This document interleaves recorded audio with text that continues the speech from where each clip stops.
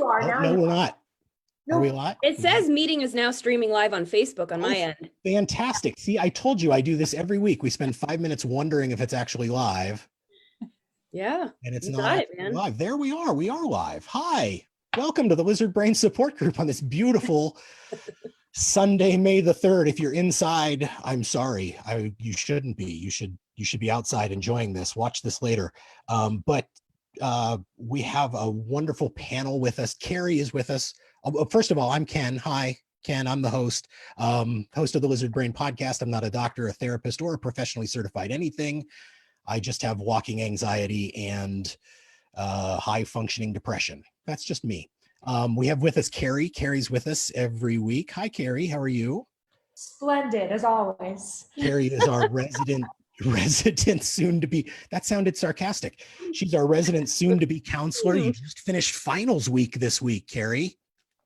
Yay. Really great right now. Breathing, loving life. Yeah. So how much more do you have to go? I think you've answered that. What do you have left? I just have my internship and then I'm good. Awesome.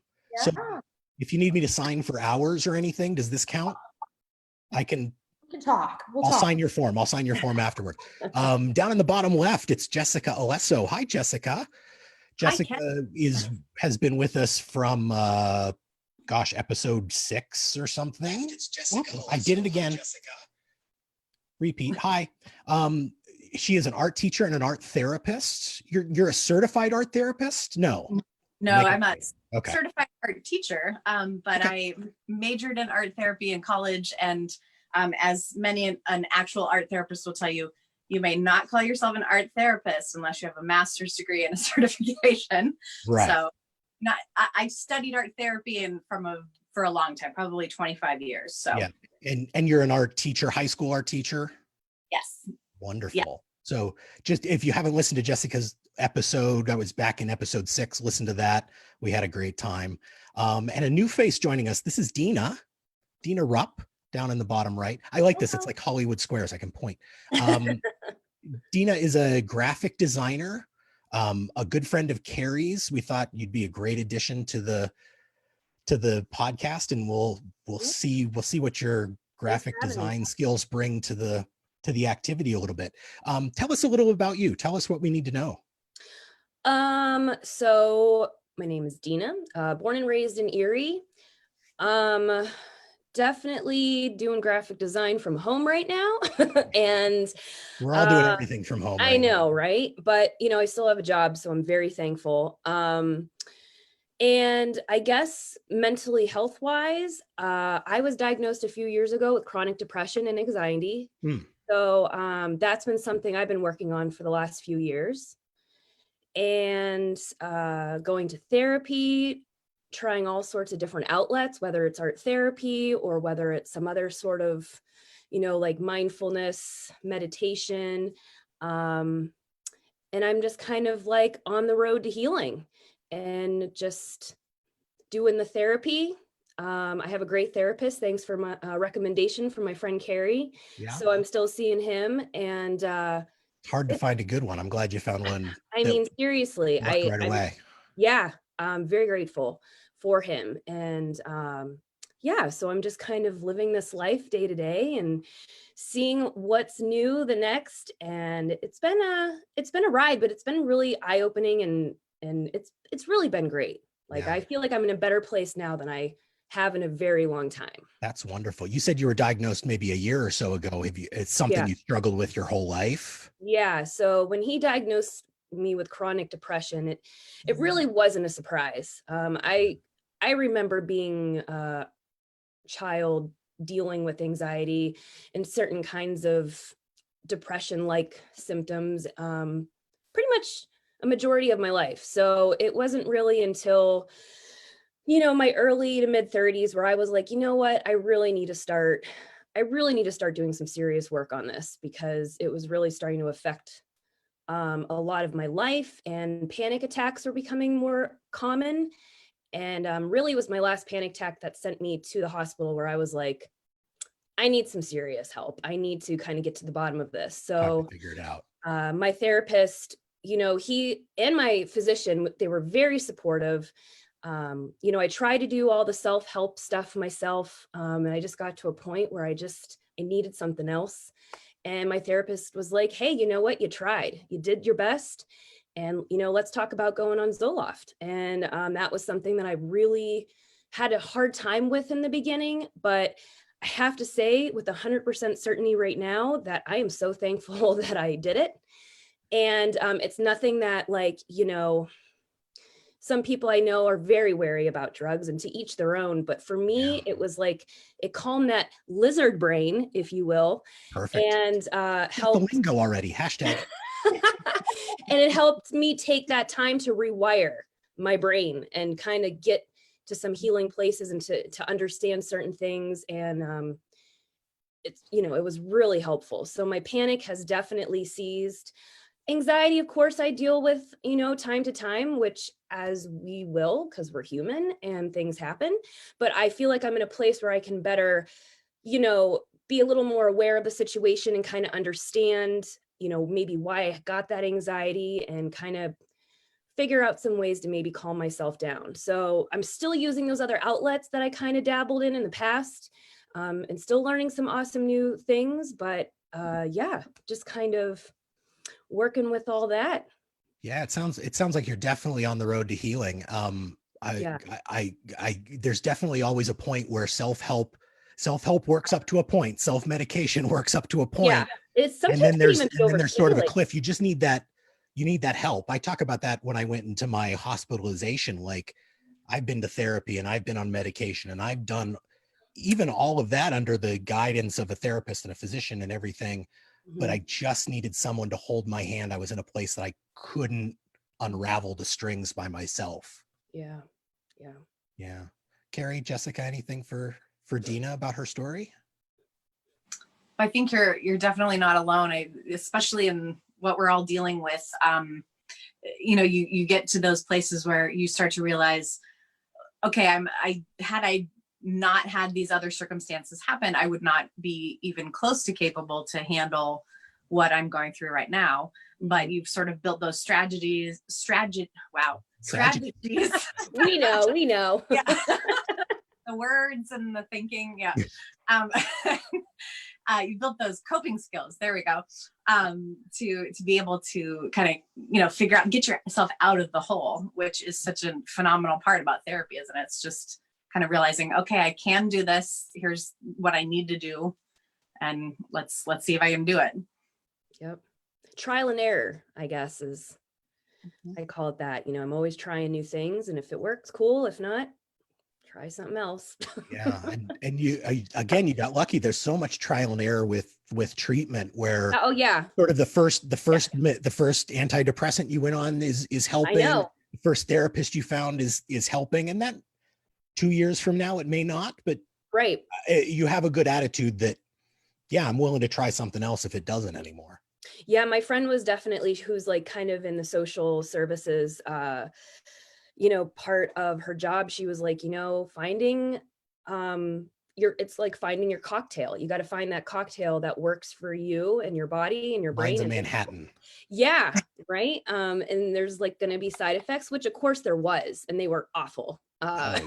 It was definitely a rough road when I started, but it was nice to really open up and be honest with my friends and people that I knew, like Keri, who was very supportive and one of my rocks through it, and just people who understood and also, kind of went through a similar situation.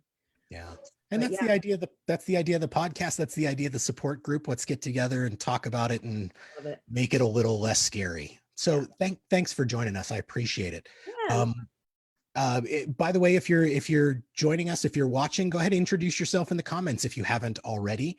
And feel free to join along. We're going to do an art activity here in a little bit. All you need is a 8.5 by 11 sheet of paper, or whatever you want to do. Construction paper, no rules. I got colored pencils and my jar of Sharpies over here. So grab those and get ready. We'll dive into that in a little bit. There's my Sharpies. I always have I have an office supply fetish. I'll talk about that. Oh, me too. I love new pens. I love new notebooks. I'm odd like that. So let's go around the room. we'll start with Keri. Let's do a weekly check-in. Let's give me one thing you've been struggling with this week. I think I know the answer to this one already. And one big victory. Maybe I know the answer to that. So let's get a struggle and a success from everybody that you've been working on this week. Absolutely. Okay, so the struggle, of course, this week was finishing my finals, getting all of my projects in, and meeting the deadlines for that, and feeling good about it. And I did do it. And it's just like this huge weight has lifted off of my body. And, you know, the thing that I noticed before I turned everything in, I was very uptight, and I noticed my shoulders, and I was just very clenching and I want to say, the meme that you see of the cat sitting at the computer that's typing like crazy, and you see that thing. Yeah, that was me. And Keri loves memes. Yeah, I totally do. It's the only reason I'm on Facebook. And so I just, that was me. That's how I felt. I was so uptight and so stressed. And I thought, geez, try to enjoy it. So I was much more aware as I started to work through my finals. And I thought, let's try to enjoy this, because this is actually a beautiful thing. I am getting to work and study something I love, that I am passionate about. I am getting an opportunity that some people would really love to have, that don't get to have that opportunity for various reasons. I'm thrilled to pieces and super grateful to do this. And my program is incredibly supportive and wonderful. And so I focused on that, and it sure changed my whole mindset on completing everything. And it wasn't anywhere near as bad as what I had made it out to be. And so there, once again, it never is. Right. What you put in your mind really can make or break you. And so, I challenge you, when you have a rough time, see if you can find a different way of looking at things. Because, gosh, I didn't want to do the stuff I had to do. It was terribly challenging and lengthy, and very necessary, but it was too much all at once, or so it seemed. Yeah. And my whole perspective changed, and I actually enjoyed the process. That's a great way to reframe it. And you didn't have not much changed for you when you went online, because you were pretty much online anyway. Like, right. COVID and all of this hasn't really affected you as far as school went.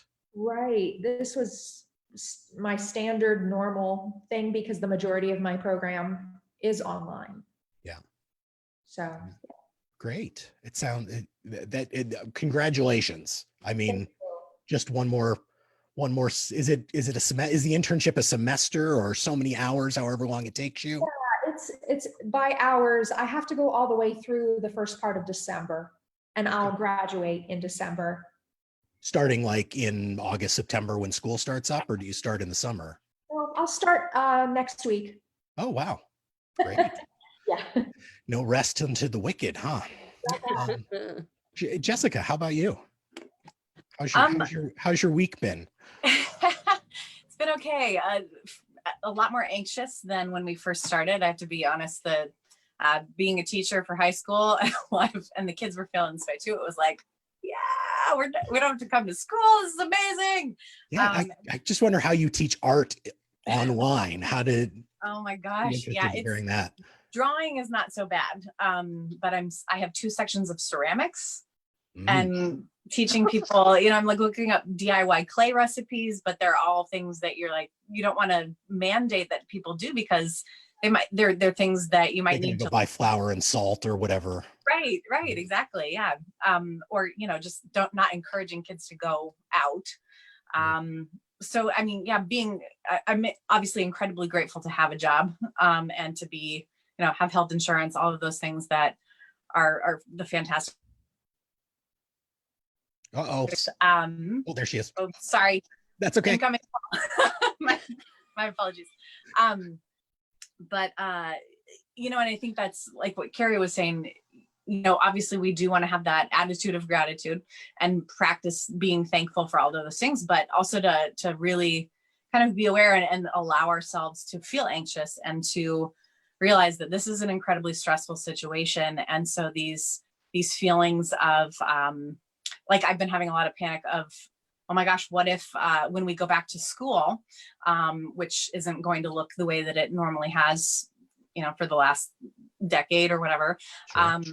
Because I'm an art teacher, what if they decide that art isn't relevant and my job gets cut and I'm the last one in, first one out. So I've been kind of going off onto that tangent a lot lately of, oh my gosh, what would I do if I lost my job, and trying not to eat everything in the house. And it's one of the fun side effects of antidepressants too, right? It's yay, weight gain for a lot of us. And so, you know, trying to not eat everything, but wanting to eat everything. And yeah, coping. Yeah. And you've done a lot of work on your weight loss and that sort of thing too. So it's food's an issue for you. Yes. Yeah. But it's way easier doing yard work with way smaller boobs, Ken, let me just tell you. It's a hint for you girls, smaller boobs. So what's your success this week? I think success has been in light of all of that, reaching out to my therapist who I hadn't talked to in almost a month. So recognizing that I needed that. And also, I mean, thank goodness the weather is finally starting to be like, every day that I've had a chance to, I've gone outside, I've gardened. I was sharing with Ken and Keri before, I'm laying a patio in my backyard. So just that physical activity that, you know, you almost get to that depressive state where all you want to do is binge Netflix and lay on the couch and eat Oreos. So not doing that was a big success this week. Yeah, and just taking action, finding yourself. We'll talk about this when we talk about art. Like laying a patio is a bit of art. Like you get in that flow, and the depressive thoughts, the anxious thoughts sort of float away. Yeah, and the endorphins. I mean, everybody talks. Yeah. Everyone who exercises says that, but it really is so much a body, mind, spirit thing too. Yeah, and a success of like seeing a project accomplished and checking that thing off your list. Lots of great stuff happening there. Sounds good. Dina, how about you? How's your week been?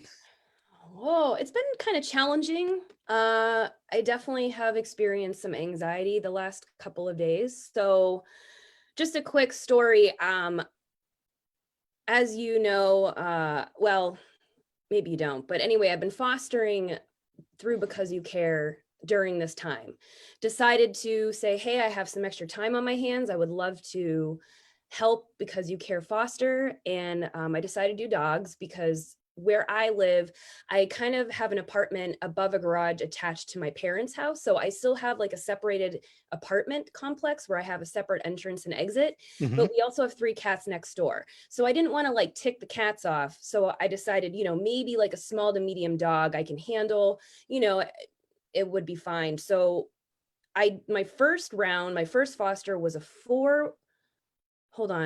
8-week-old puppy. And that was exciting because, you know, it needed to learn how to potty train. So up and down the stairs. But it was still a cool experience. And she got adopted a couple weeks ago. I just saw actually an updated photo of her and her new family. So that was really cool. And then my second dog was kind of an emergency situation. They asked me last Saturday if I could come in and help with taking in a dog that apparently didn't really jive with the first adoptive family.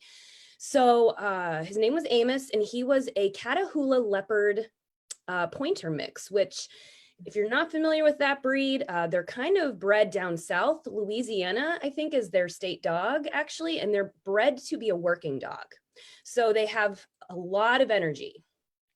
And Catahoula leopard. Okay. Yeah. Gorgeous dogs. You should Google it after this. Really pretty dogs. He had one blue eye, one brown eye. He had this really cool leopard pattern. He almost looked like 2 dogs put together. It was pretty neat. His name was Amos, and he was about 3.5, 4 years old. Apparently, he got a little aggressive with not the family itself that was like kind of adopting him, but like a friend of the family's, and he bit him on the hand. So you know, they really didn't know a whole lot about him when they brought him in. He was a stray. He actually came in from Kentucky Because You Care brings in a lot of dogs from down south. And, you know, he had a lot of anxiety. So they were thinking he got triggered or they were doing something to him, and that's what happened. Well, unfortunately, while I had him this week, he did great with me, but he is very hyperactive. He needs vigorous exercise. He needs to be walked, often. And those working dogs do. We used to have a border collie that was the same way. Oh yeah. So, and if you didn't give him the attention he wanted, like, guess what? He was taking things off my table. He was like jumping on the furniture. He's like, I am going to make your life miserable until you take me outside. So unfortunately, we had an incident where on Friday, he actually lunged and bit my dad on the arm. So it was really scary. I had to call Because You Care. I told them what happened. And they were like, okay. And he actually had a meet and greet with a family the day before that, went great. And they wanted to bring their dogs in on Saturday to have like a meet and greet with the dogs and just to see how they would jive. So when I took him there on Saturday, obviously told them what happened. They're like, all right, well, we want to see what's going on with this dog. And they had the dog, he was kind of like in charge of the dogs and like, putting them together. And he had a lot of knowledge about them. And this dog lunged at him and just, and he controlled the situation, but it was that point where they were like, no, like, this is not acceptable. And the family that was interested in seeing him also had 2 children. So it was something that I was not expecting to do yesterday, but we had to euthanize him. And it was like the hardest. I felt so bad for Because You Care as well, because, they are a no-kill shelter. So like their mission is to save as many dogs as possible. And they said in their whole history of being open and doing what they're doing, this was the second time they ever had to put a dog down. Yeah. Sorry, guys, that's like last resort. This is a rough story, but it was just, I can't believe it all happened like this week, it was just, and obviously it happened yesterday, but looking at the upside of this, I just was like, I gave him a good 7 days, the best that I could while he was here. He was an awesome dog. He had a lot of great qualities about him, but, something was getting triggered, and obviously, they couldn't figure out what it was. And at this point, yes, he was very unpredictable, but, we did the best we could, and I understand why it had to be done. But yeah, it was definitely what a week. Yeah, that sounds. Needless to say, I'm taking a break, everyone, from fostering for a little bit. Well, and you are very involved in animals. You are working on establishing the Parista Cat Cafe, which is a hybrid coffee shop / yeah, and because it's a cat shelter, is that the right? Yeah, it's like a foster home. I'm going to be kind of like a foster home for cats, and allow people to come in, check out the cats, hang out with them, have some downtime, have that stress-free time with animals, and like animal therapy, if you will. But also, if they want to adopt the cat, if they're having they're jiving and they're feeling it, and they have that opportunity to apply and adopt if they'd like. So, and Because You Care is my connection with that. So that's why I kind of want to get into all levels of fostering and adoption, just so I can have that information to give to other people. Yeah. So I'm definitely glad I did it. It was something that I needed to do, even with dogs. I'm not having a dog cafe, but just getting that experience. Mm-hmm, exactly. Yeah. So yeah, so we'll talk more about Parista. I think you have a Kickstarter or something going. We'll talk about that a little later. This week for me has been, I've talked about this a lot on the Facebook page. I've had this sort of depressive episode since maybe last Sunday. I think you could probably hear it. Keri and I did support group a couple weeks ago, and I was miserable, and right about 2 weeks ago, sort of just this dip started. And I always have this sort of low level depression all the time, my high functioning depression. But when it dips, it's like 3, 4, 5 days where it's just, and it's always sort of a triggering incident, but then it becomes everything else after that. And it goes on for 3, 4, 5 days. And this would have been sort of last week into this week. And there's a point where a switch sort of flips for me, where I rough with myself, and I'm like, get your shit together. You can't, you can't act like this anymore. Grow up, put your big boy pants on, whatever metaphor you want to use. And then I feel great for a day or two, or I feel better for a day or two. And then there's always like a 2-day dip. And I had that this week where it was like, I felt like I was feeling better. But all of a sudden, again, nothing, everything and nothing. And I finally, yesterday and today, with the sun out and getting out and doing a ton of gardening over the last couple of days and some paint projects around the house and things like that, like I feel accomplished. Keri talked about like everything you do feels like it's 10 times harder before you do it. And we had the same sort of thing. We have a bed in the back of the house that we've been talking about doing, sort of tearing out and replanting for 3-4 years now. And every time Cassandra and I would talk about it, it's like, this is going to take us all weekend. It's a 3-day project. And we tore out that bed and mulched it and seeded it and watered it in like 2.5 hours is all it took. And I was like, why have I been waiting this long? That's the sort of guilt and the V8 moment. Like, well, why didn't I do this sooner? And I still haven't figured out how to make my brain stop thinking things are 10 difficulty when they're really only a 2 difficulty. But success is getting outside and enjoying the weather, I think. Yes. I agree. Yeah. Have you were out yesterday, Dina? Yeah, Jess was out. We talked about that. So everybody's been out. A little sun. I can see a little sun on Keri. She got a little sun today. So, yeah. So that's sort of the week that was, I guess. We're here on the support group. By the way, share your struggles and successes in the comments. I keep pointing down. I don't know what's really down that way. If you're looking on your phone, maybe your comments are over here. I'm not sure. Share your successes, share your struggles in the comments. Feel free to pop in with any questions as we go along. We're going to talk about art therapy today. That's the primary task. And Jessica, we're going to lean on you a lot because I'm going to ask the big question: what is art therapy? And why do we do it? And why does it work? You have an hour. Begin.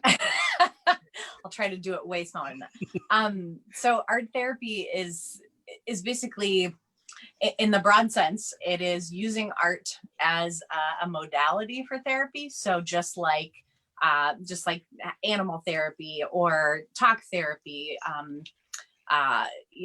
physical therapy, any word that's attached to that, it's basically working those muscles using this specific mode of doing it. So because art has that really tactile quality, but for a lot of people too, it's very, very personal.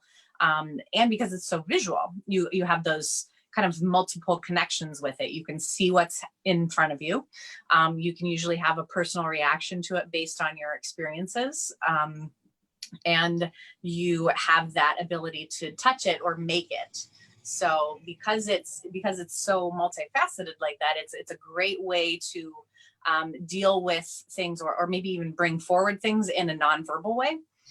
It's mostly used for people who, have trying to dig into the subconscious, I guess, in a lot of ways. Yeah. If you think about most artists who are really prolific, kind of weird, like Dali, Picasso, they have these very, cool mustache. Yes. And weird, like Dali's a whole, there you go, Keri. Was he the melting clock guy? Was that Dali? Yeah. Okay. All right. And like melting faces, all sorts of weird stuff. But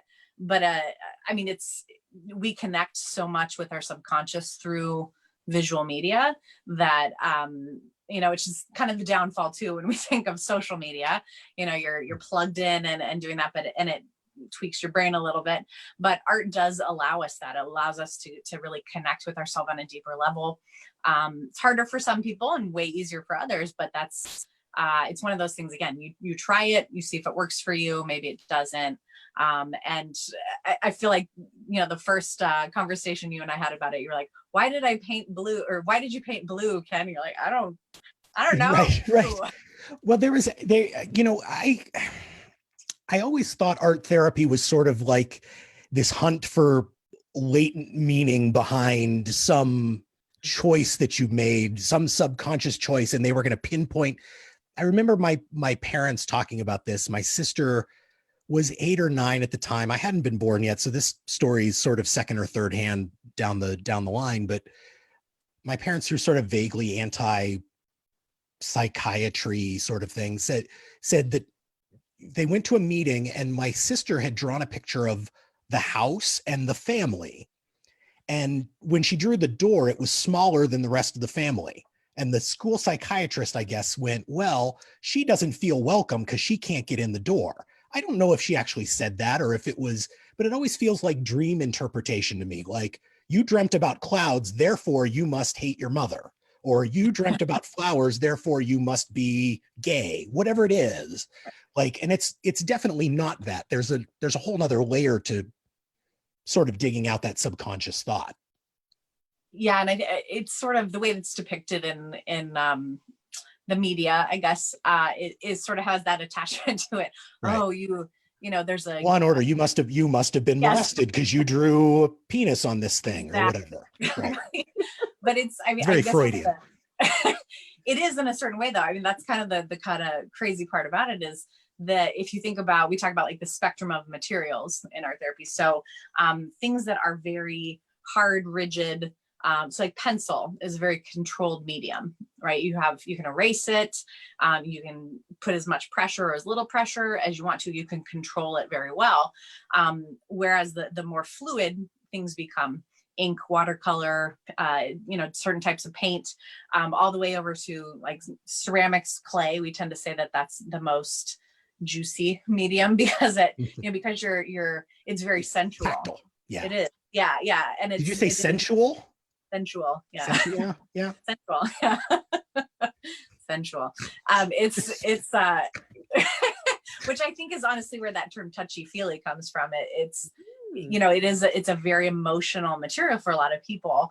And I mean, you think of Ghost, everybody knows that scene from Ghost where the pottery wheel, because it's a very sensual material. So, depending on the issue that somebody might have, an art therapist might say, I really am seeing all of these other signs and these red flags. I think I might introduce this type of material to this person, and see if that brings out something that they're not realizing that they may have repressed, or, even just, I was talking to my therapist recently about, arguing with my husband, and having like a very visceral reaction to it. And she's like, that is linked to whatever, think about the first time that you've encountered that feeling, that visceral reaction that you have to being criticized. Nobody has that issue, right? No. And so, she's like, go back and think about that. And so I'm like, I can't connect with this. And then I talked to Ken about this book that I've been working through, Create Your Life book. And one of the activities is like, make a little house, make a house or paint a house that is your house of healing. And it's like writing a letter to your child's self, which sounds kind of frou-frou and silly, but like going through that process, it was like, oh my gosh, digging into the art side of it for me was the thing of, okay, now I can figure out why I'm having that reaction, because this, and this are what I'm linking that feeling to. Yeah. And I like how you said, you mentioned it's a non-verbal way to sort of get at these emotions. I think maybe Dina is, sort of going into dealing with your emotions for the first time. It's hard to put a word to them. Sometimes it's hard to, when you're in a panic attack, it's hard to sort of quantify what's happening in your head. And when you can't put feelings into the words, the art becomes almost an alternative language. Mm-hmm. Yeah. Did you have trouble, like, sort of, again, until you got help, did you have trouble putting in words and sort of emotions together? Yeah. I mean, when I was going through my panic attacks, like everything was shut off.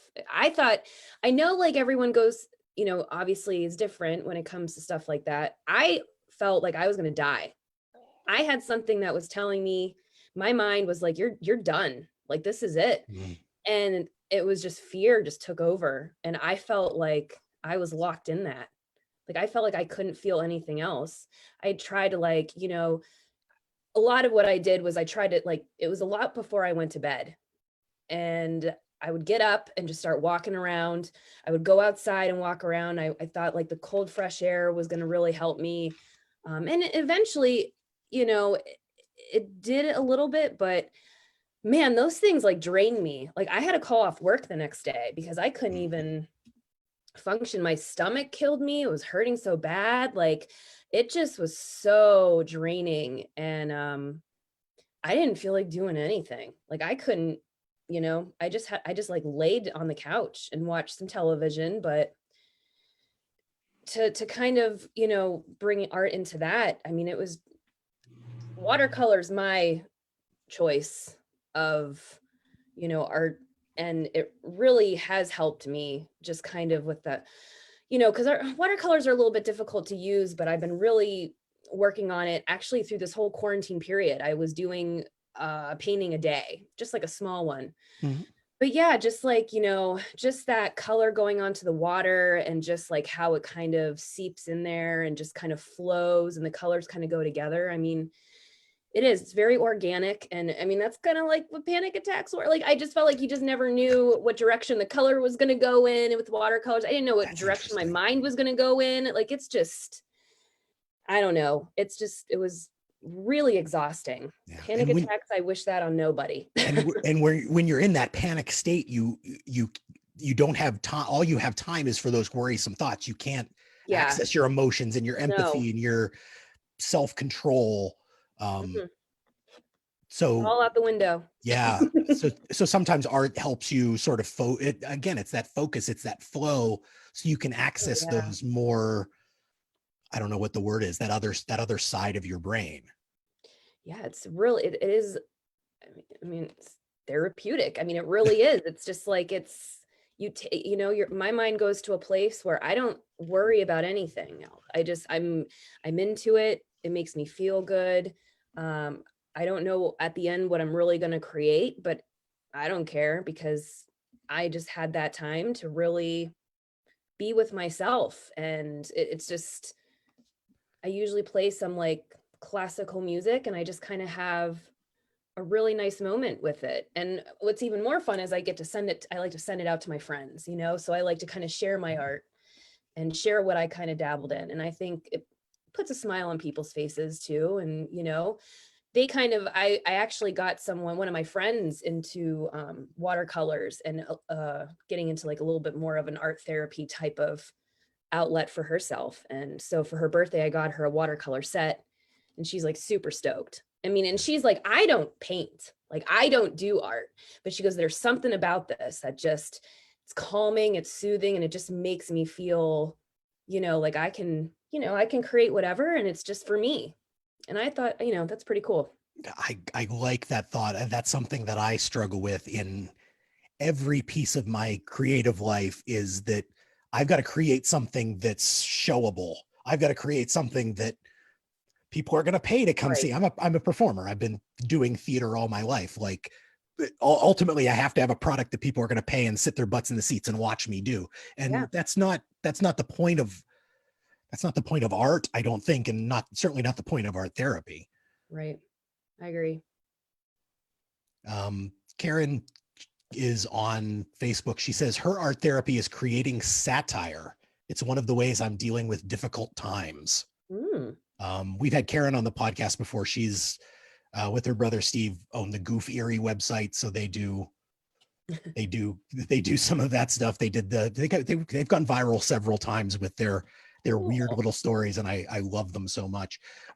So anything that sort of takes you out of, maybe I'm saying this wrong, Jessica, but like anything that sort of takes you out of, is it out of your left brain and into your right brain, or which is the left side the artistic side? Yeah. Okay. Right is the artistic side. Right is the artistic. So it takes you maybe out of your left brain and into your right brain. Is there? Yeah, the left brain is the one that's responsible a lot for judgment. So that's where a lot of us get stuck. and also logic, sequence, things that are linear.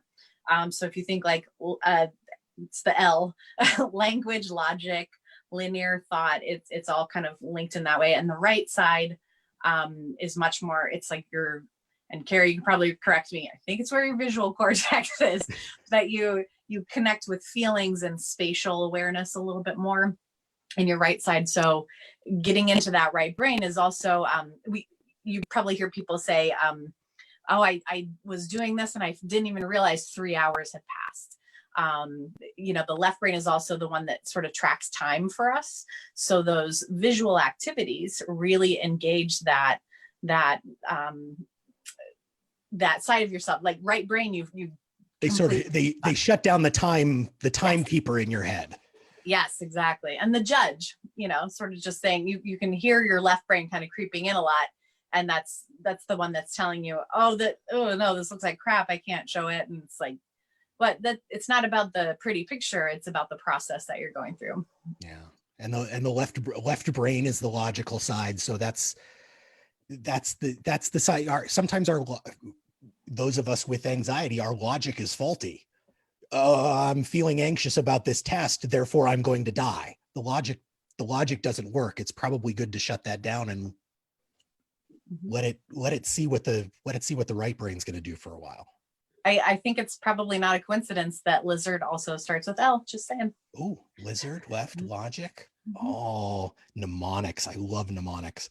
Meryl on Facebook says words can really be a limiting way to communicate. Art, music, theater, and hockey, winky face, can offer chariots of fire. Yeah, if you're anything physical, I think that's where the art part helps. We talked about going outside and shoveling, a yard of mulch today. Like that was a physical therapeutic thing for me, even though it wasn't necessarily art, although hopefully it'll be artistic once the flowers come up.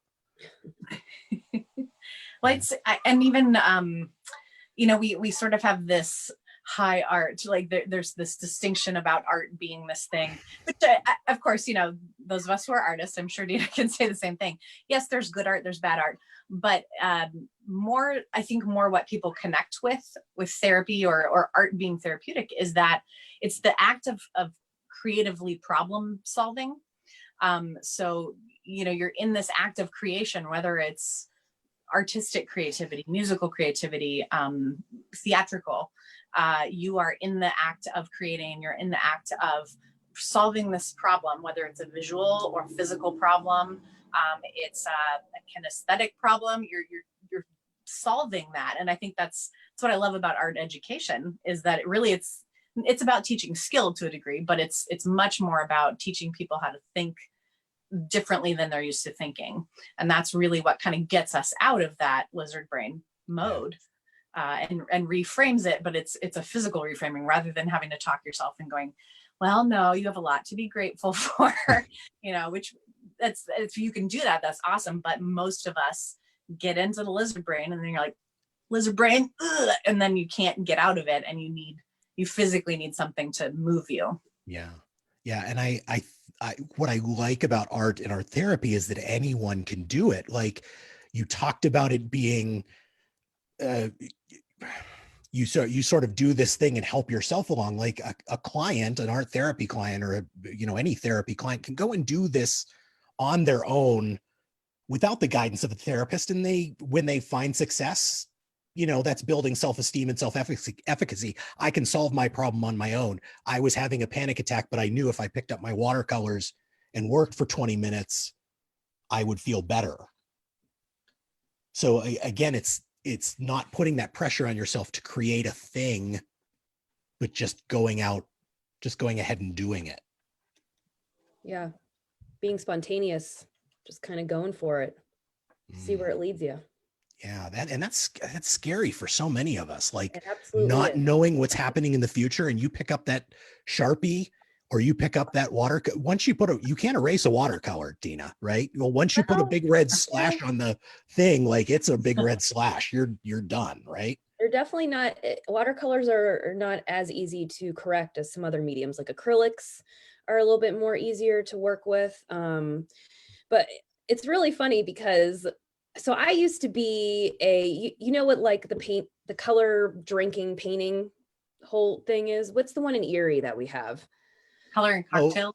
Yeah. So I Yeah. used to teach that in Pittsburgh. I used to teach at a place called Paint Monkey in Cranberry Township. And it's really interesting because I taught all ages. I had like kids' birthday parties, and then I had like adult nighttime sessions. And we did things like Kandinsky's circles, and we even did like a Van Gogh Starry Night kind of replication. And we did a whole bunch of different types of options. And my favorite was when I call them the Housewives of Cranberry came in and they brought their wine and their drinks. Cause you know, some people need that, like It's a whole flock of Karens. Yes, to just go and like be able to do this, because there were so many women specifically that were like, oh my God, I am so nervous. Oh my gosh, I can't do this. Oh, like they were just super already like judging their skills and thinking that this is going to be awful. And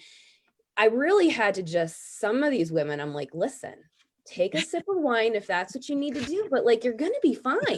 Like I'm going to hear and take a teach you every Xanax step of the way. And if there's an issue, because we did use acrylics, I will help you correct it. So, you know, as the night goes on, of course, there's more wine to be drank and snacks to be had. And of course, at the end, everyone was like, wow, this was so much fun. And I didn't think I could do this. And everyone's painting turned out different, even though we started with the same drawing, like the same bottom line. And it was really cool to see, actually. It was really neat to kind of watch these people go from like panic mode, like, oh my God, I'm so scared to put this paintbrush on my canvas, to I can't wait to I'm going to make a mistake. Yeah. Yeah. Like it just went through all these, saw them go through all these emotions for like 2 hours. And towards the end, they got to put their painting in a little frame we had set up, and the lighting, so it looked professional a little bit. And, you know, they got to take their picture with their picture. So they were just super proud. Well, most people were, you know, there were the couple that were like, this isn't good enough, you know, like right. I need to take this home and work on it. I'm like, okay, like you go. Those people maybe need some art therapy, well, or other kinds of therapy. Well, perfectionists, yeah, it's hard when you're teaching perfectionists. Well, I can relate to that, but I'm definitely a perfectionist, and it's that whole like, if I put something on the canvas and it's wrong, there's nothing I can do to it. Of course, Bob Ross says I'm not wearing my Bob Ross t-shirt because I got mulch on it today, but there are no mistakes. It's just happy accidents. You can always fix Bob everything, Ross. Right? Yeah. He was the man. So, and if you can't fix it for Bob Ross, and if you can't fix it, that's what Xanax is for. Right. Or wine. Yes. Or wine. Oh, or weed. Whatever gets you through the day, I suppose.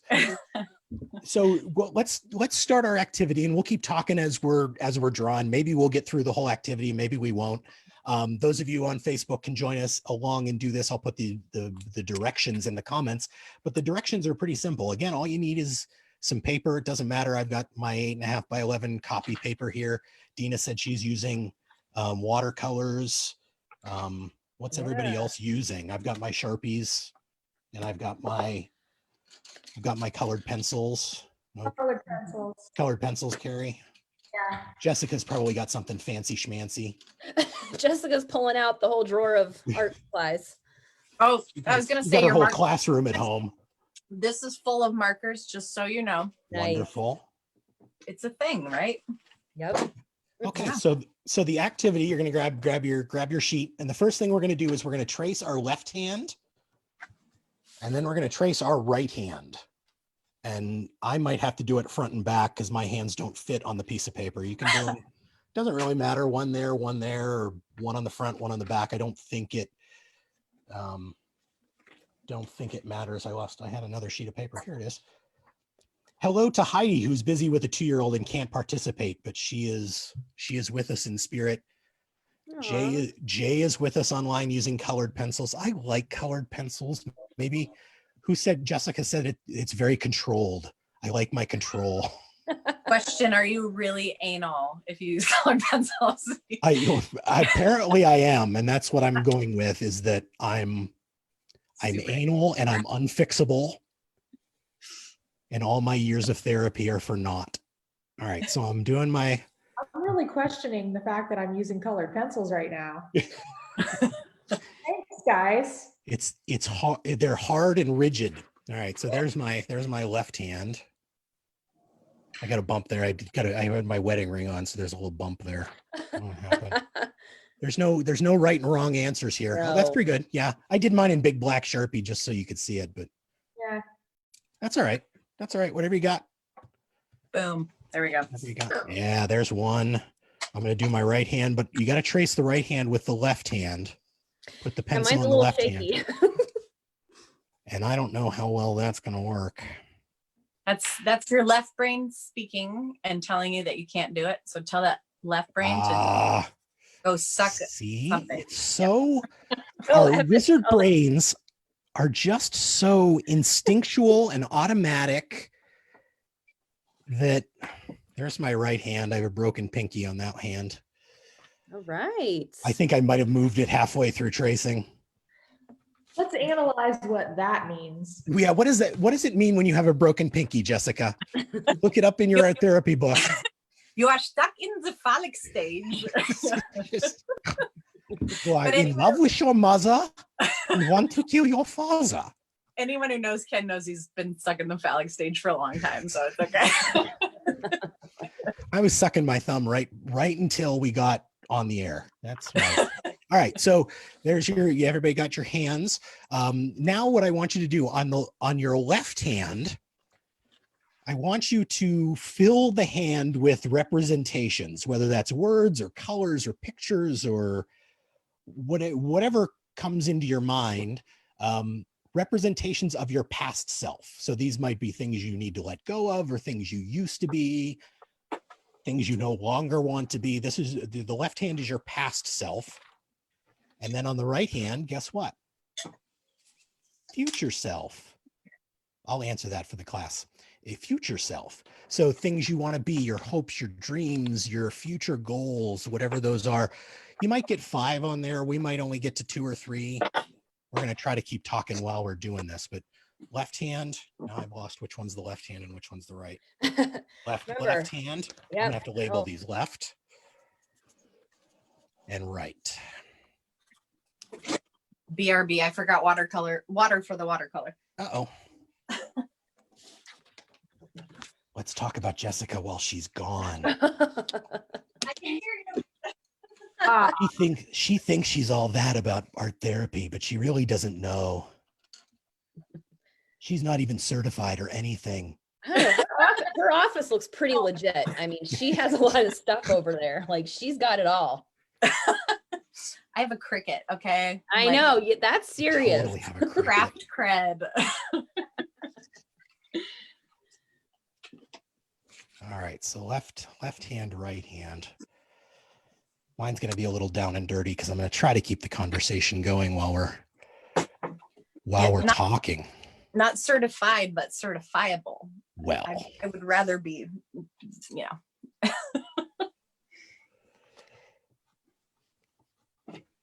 I always do lots of words in my art therapy because I don't know why. I don't know why that is. Words come from the left side of your brain. Maybe I'm just stuck there. I do a lot of words. As a graphic designer, I mean, typography and the placement of text and words, and that's a form of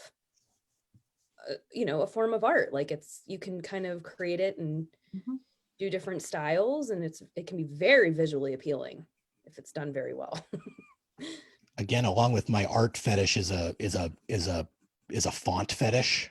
Oh, fonts! I love fonts. See, well, there you go. There was a great, maybe this will be interesting for the artist people, is we did, there's a documentary on Netflix called Abstract. Abstract, the art of the design. And there was like a whole episode, it was like an hour-long documentary about this guy who designs typefaces. Oh, yes. That is therapeutic in itself. Like, watching people do this stuff by hand.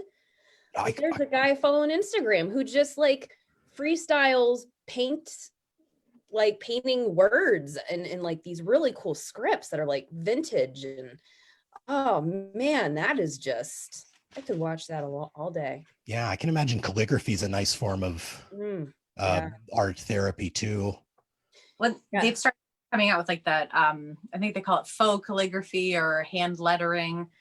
Yeah, modern. A lot of, but it's very satisfying. It has that kind of fluidity, but also the control or the really intentional writing aspect of it.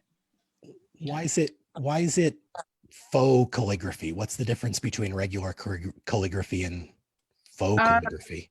I think it's just the material that you're using, and that it's you're not using a calligraphy pen, but you're using a fancy quill pen or something, right? Yeah, you're just using there's actually a tutorial with how to do it with a marker or like Crayola marker.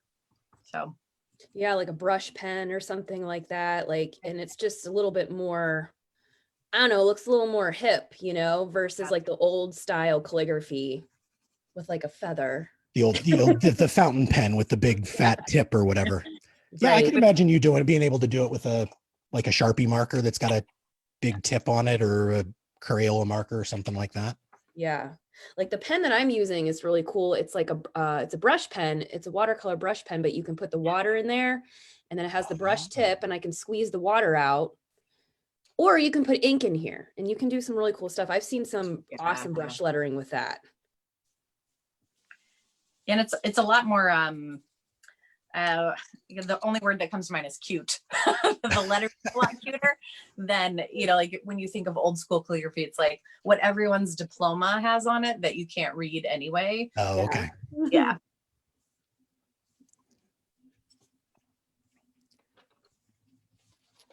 I wanted to show one of my, while I'm talking, I'll show a couple of these. I saved a lot of my artwork from my time in hospital. Here's one we did, letting go of a bubble, letting go bubble art activity. So it's basically a worksheet with a bunch of bubbles. Okay. We had to put things in the bubbles that represented things we wanted to like float away or pop and disappear out of our life. Bubbles are very ethereal. They show up, they're here for a few seconds, and they disappear. So again, mine was very sort of word centric. And the bigger the text, the more it affected me. So fear and control and guilt are much more than maybe my toxic work and my perfectionism. So I'm just very much about the words. Loved this one too. This is it's like a giving tree. Cool. So it's like, and you can do this activity. Keri sent me one that was just a piece of paper. Somebody drew a tree on it and drew some leaves. And this one has, I got really crafty that day. It's boring when you're there from 8 to 3 every day with a bunch of crazy people. So this one, has I cut out little leaves and these are things that help me grow, my wife and my son. And, I've got necessities. Everything was good in my life at that point. I was getting my mental health treatment. I was doing self-care. These are all the things I need to help make me grow. That was a fun little activity. Again, this one's very word-based for me.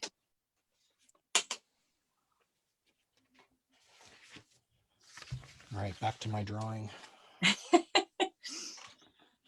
Well, it's not surprising, being an actor, words are obviously such a huge part of communicating that part of your art too.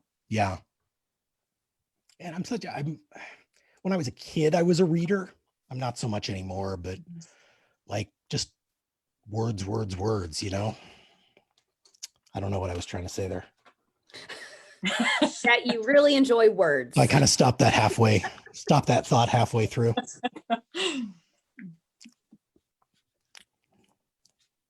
Well, and you're a writer too, right, Ken?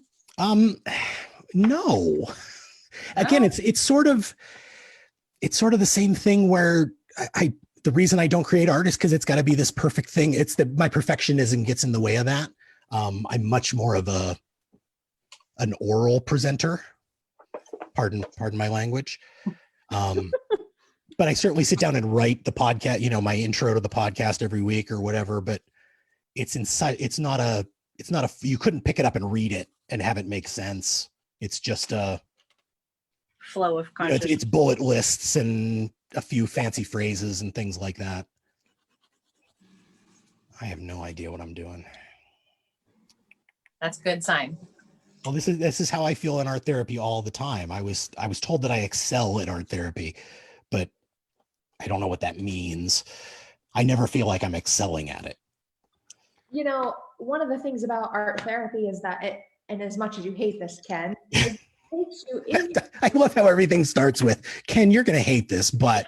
Well, it's true. So what I'm going to say is that art therapy can be very much like a meditative state that you end up going into, because you start focusing on just creating when you get yourself into that mode. For instance, I'm a musician and I like to write my own music lyrics as well. And the lyrics and the music kind of go hand in hand and express the same things. And sometimes I'll sit down at the piano and I won't know exactly what I want to write, but I've got a certain feeling. And I start to play that feeling. And then from there, certain words start to flow that match exactly how I'm feeling. And it just blossoms from there. And I think it's the same thing, probably. I mean, I'm not a very good artist, we'll say. I don't, I mean, coloring books are great for me, but but I don't, you know, that this is something that is challenging for me to do, but I enjoy doing this because I'm just letting myself try to express certain emotions. So as I look at my past hand that I'm making and the future hand that I'm starting on now, I'm expressing certain emotions that I felt during those times. And so certain colors stand out to me and start to describe that. And I start to think like that. And it puts me into this nice meditative state that's very calming. And I'm not trying to impress anybody right now. And thank goodness I'm not, because this is a disaster. I'm really trying to impress everybody.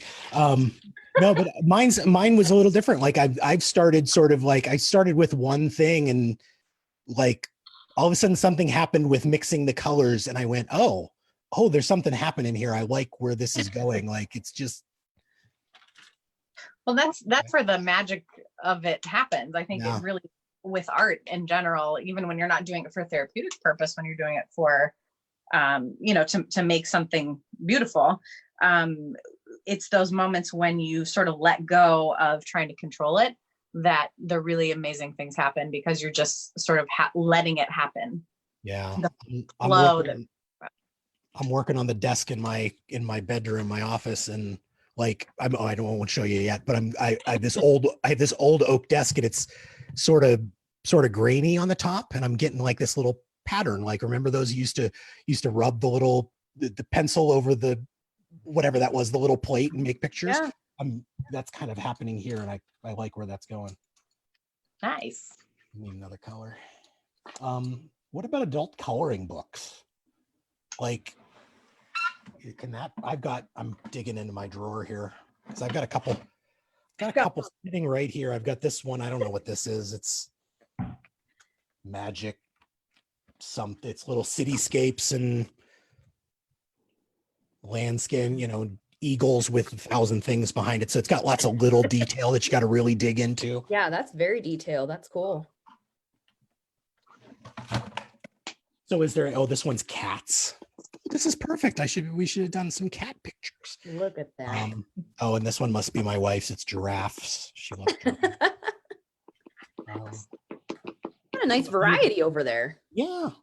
These are just, you know, like people give them to us as gifts. Mm-hmm.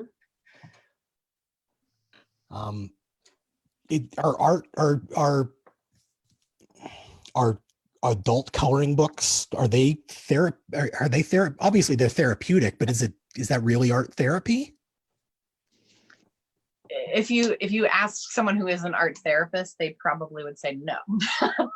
Because for for it to truly be therapy, you would have to have that therapist person, that therapist client interaction, and art is the way that they're communicating or whatever. But ask my husband, the music therapist, too. He'll say the same thing. If you're music is very therapeutic, and it's very healing and all sorts of stuff, but it's not actually therapy in that sense. Yeah. But I think it does the same thing. Those coloring books, or drum circles, people go to do that with music. It's the same idea that you're taking you're sort of having this structure that's imposed on you to a degree that you don't have to think about. So there's this ready-made thing that you can just be creative with, and sort of just let your mind go. I think that's what a lot of people get out of those coloring books is it's just that you're letting your brain just kind of drift, right? You just are focusing on something else. Your hands are busy, and then all of a sudden your mind has a chance to not be busy too. And there's that's mindfulness in a nutshell there, right? It's exactly. Yeah. I have some studies here that you talked about sort of having a structure to color in. There was a study where they did you could either free draw, or you could color in a plaid pattern, or you could color in a mandala. And a mandala is like a little, I don't know, it's a circle-y pattern, think sort of an Indian, that sort of area of the world type of pattern.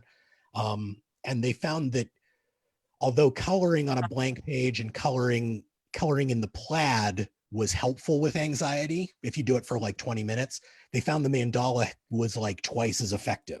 And I don't know if it's just the structure, or plaid is so rigid it makes you think about logic and pattern, and that the mandala is a little more open and loose. I don't know.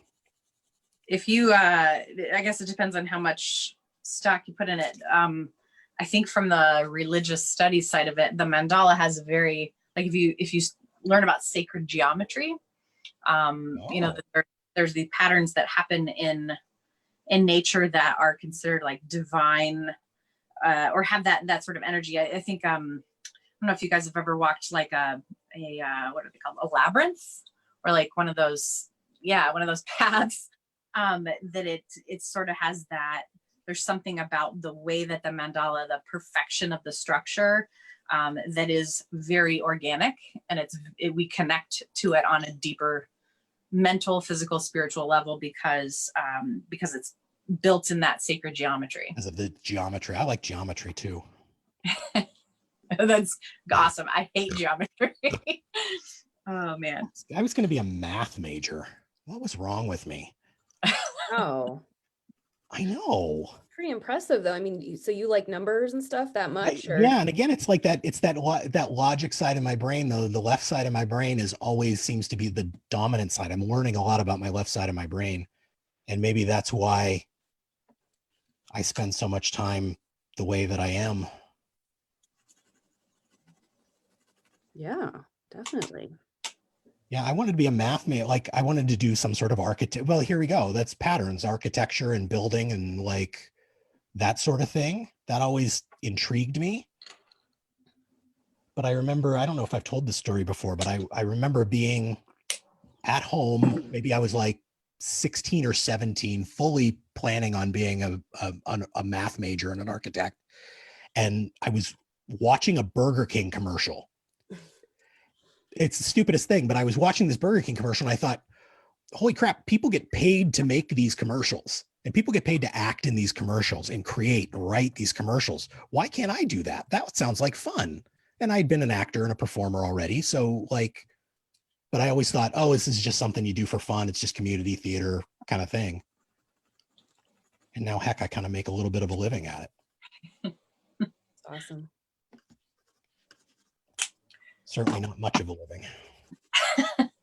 But it's something you're so passionate about too. There's something to be said for that whatever it was that you connected with on that deeper level with that experience or that thought, obviously it's been something that you enjoy so much you enjoy doing so much. At least I think you seem to. Well, yeah. And I had a thought and it popped out of my head. It's because your right brain's taking over. It is on my right hand. Yay. What I'm doing. Is everybody on their right hand? Mm-hmm. No. Uh-oh, straggler. All right, I got my left hand done. I'm still working on the right. Perfectionism. Michael says he spent a career in occupations that demanded left brain effort, and I'm finding getting my right brain dominant for painting is difficult. I suppose that's like any muscle, right? You work that left side, and it's Strong. right. Wasn't that in Rocky 2? Like he fought as a southpaw to fool the guy, and then all of a sudden switched to his right, like he had to learn how to fight left-handed. Everything for me is a movie reference. Yeah, look at you.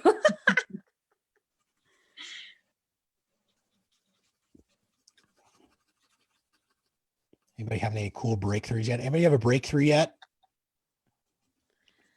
Man, I'm really into just the colors, Just coloring, yeah. just kind of seeing the color on the paper and the water, and it's just calming my ass right down over here.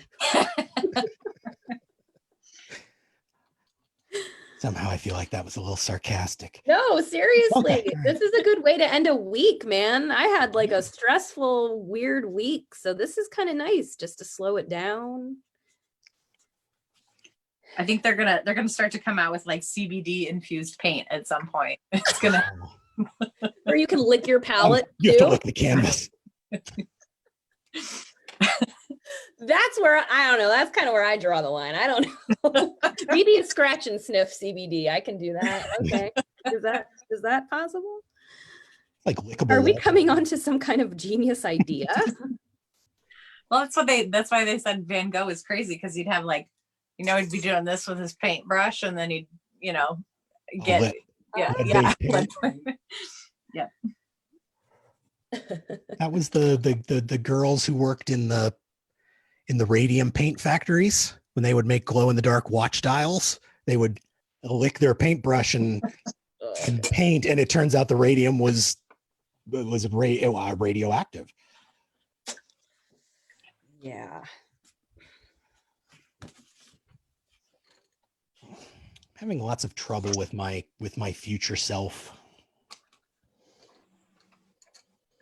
What are you running into? What are you? I'm so, I don't know. I don't know what my future self looks like. I'm actually I feel like I'm in a good place now. This was something that, this was the thought that I had for Jessica. You had said, oh crap, now it's gone again. It's hard to get in the flow of painting and keep thinking about talking and all of that. I just don't want our listeners, viewers to get bored with us. Well, hopefully they're doing some kind of activity as well. So maybe so. they're into it. I think I'm trying to remember why this tacks on to what you were just saying, but sort of maybe learning a new way to do something. I think one of the huge benefits of this whole quarantine situation is going to be the awareness for mental health for everyone. That it's, it sort of is seen as frivolity in a lot of ways for whatever reason, because people don't want to pay for it. But it really is, as we've seen this week, the doctor that was in the middle of the situation in New York City and committed suicide this week because of the stress and anxiety and depression that she was dealing with. And, that I think we're hopefully on a larger scale going to realize it is an absolutely essential healthcare issue. And it's not just, your feelings, you're feeling bad. It's really like has to do with your physical well-being. I'm sure we all too connect with the parts of your body. Like I think, Keri, you were talking about, your shoulders were up like this, and then your whole trapezius muscle gets tight. And I have that's where a lot of us store tension. I have TMJ, so I clench my teeth. and get like these migraine like headaches from that. And my TMJ has been off the charts since this all started. So there's all these physical components that I think people are, like stomach issues. I think Dana was saying that too, like your stomach's in knots, and there's so much psychosomatic stuff that is becoming more mainstream, I think. And, not that that's good, but it's good in the sense that we are more. Brings more awareness to the subject. I agree. It's a very good point. Have you ever have you ever gotten your jaw massaged before professionally?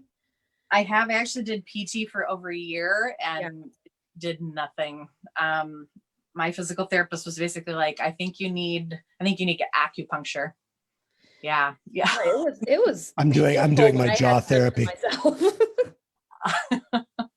Was that basically it? Just sort of stretches and.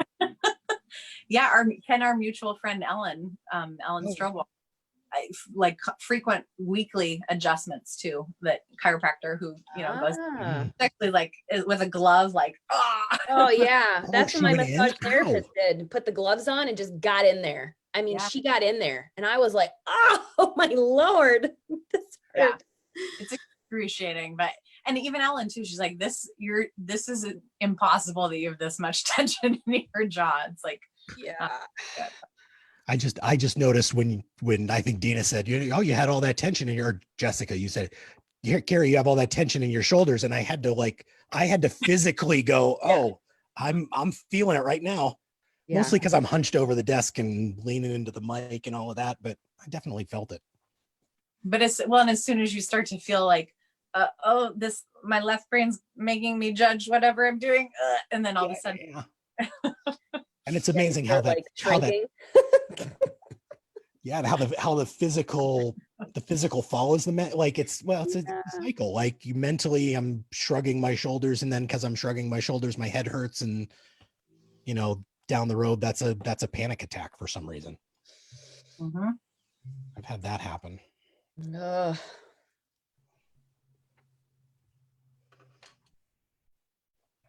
Yeah, when you're mental. Oh, sorry. Go ahead. No, I was just going to say, as being a graphic designer, I am always on the computer and talk about posture problems. Standing desks. Anybody like standing? I feel like I would love a standing desk, but I don't really have the setup for it.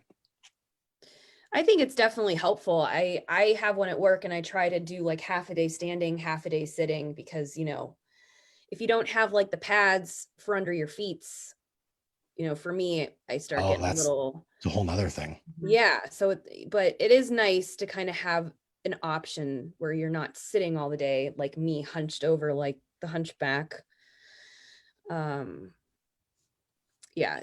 think standing desks are definitely going to be taking the place of sitting desks in offices in the future, for sure. Or they at least should think about it, in my opinion. When my last day job, there were half a dozen people, like all of a sudden everybody that got a standing desk, like in this one department. Yeah. They were saying sitting's the new smoking. So everyone's like, oh no, like we need to switch. We need to get that fixed. I've noticed that a lot. I'm with teaching a very physical subject. I usually get 13,000 steps a day. That's like my average. Wow. And I hardly sit. I think I sit for lunch, and I maybe sit for a few minutes when I'm at the point where I'm just going, I need a break. Yeah.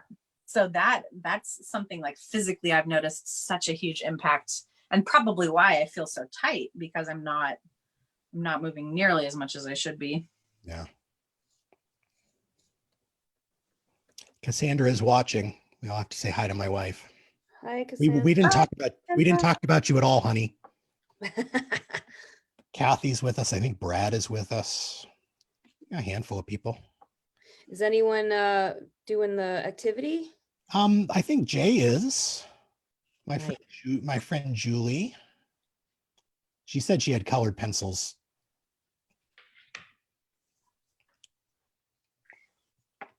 Just to clarify, just because you're using colored pencils does not mean you're anal retentive. They're readily available art supply. I had a jar of colored pencils in my desk drawer that was probably, the jar was this big around, and I opened my drawer like 10 minutes before we started and they're not there. So I had to like raid Cassandra's craft room and find these, but they're nice and they're new. Oh, Julie is following along. And Cassandra says hi to everybody. I'm now coloring with toasted toffee. It's not brown, it's toasted toffee. Oh. Sounds delicious. Do they smell? Are they scratch and sniff pencils? I don't think so. They smell like pencils. That's a good smell too, though. Yeah. Smelly markers. Office supply fetish. I was talking about, oh, hi, Kathy. Kathy says hello. Hi, Kathy. We know Kathy Whitmire. I think some of us do anyway. Hi. Kathy and I go way back. Like 20 years way back. Holy moly. I've been doing, one of the things that I love doing is, if I can find a good page to show you, I love bullet journaling. You ever bullet journaled? I don't think you can read this. This is like a weekly spread for me. Oh, But wow. For me, it's, you know, it's got all the benefits of a planner, but you can also do things like weight trackers and habit trackers. Like here's a little, there's a habit tracker for me. Like, did I go to the gym 7 days this week? Obviously that week I didn't. You know, did I remember to clean out the cat box? Did I remember these kind of things have moved online. I found a habit tracker online that I keep. But it's just 2 or 3 things that I keep. And then like there's things like future logs. Here's my future. So it's got a little artistic, this is my future log about the house. These were all projects we wanted to do in the house. Oh. And like which month we did them. And I drew it in sort of a Monopoly theme because it's about the property. Nice. But you can keep it as a planner. Here's a list of vinyl. Like I always had this with me. And like the next time I went to the record store, here's the 3 artists I wanted to look for. It was just writing it down and keeping it in a place where it would all be together. And like you can do all sorts of stuff with it. Bullet journal can get very artistic. There's lots of, I think Dina's pulling out a journal right now. Yeah, I have one too. It's not a bullet there's journal. all sorts of things you can do with a bullet journal. Yeah. Say again, Dina, sorry. I've seen some really cool there's some people that like get serious about their bullet journals. Yeah. Like, I've seen some really cool things. It's impressive. My journal is just, I have like one side is like just blank paper so I can just paint if I wanted to. Oh, great. And the other one's just lines, which I just kind of write in. And so I have a little bit of both worlds, but I also kind of include my art with the writing. So I have this really cool travel like watercolor kit that like slides down and it comes with like that watercolor pen I showed you. And so it's nice because I like to travel. Well, I did like to travel and I could like bring this with me. So that's kind of like my little kit, kind of helps me. Yeah, and there's space in there to do sort of a brain dump. Like I just need to sit down and get all these thoughts on paper and they're captured somewhere. And then you can go back and stick them in your planner or wherever, sort of wherever they belong. But it's nice to open up your journal and see your own artwork.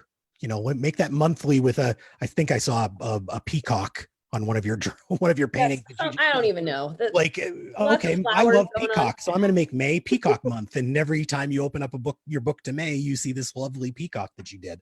Yeah, it's definitely nice to look back on journals and just kind of, for me, it's kind of reflection and to see how far I've come and things that have changed. And I'm really into journaling because of my mom. My mom has journaled for years and she keeps all of her journals. She'll do this update with me, be like, this time last year, we were getting ready for your cousin's baby shower and this is what the weather was like. And she keeps a very detailed journal entry and kind of reflects on that herself every year. And it's kind of cool.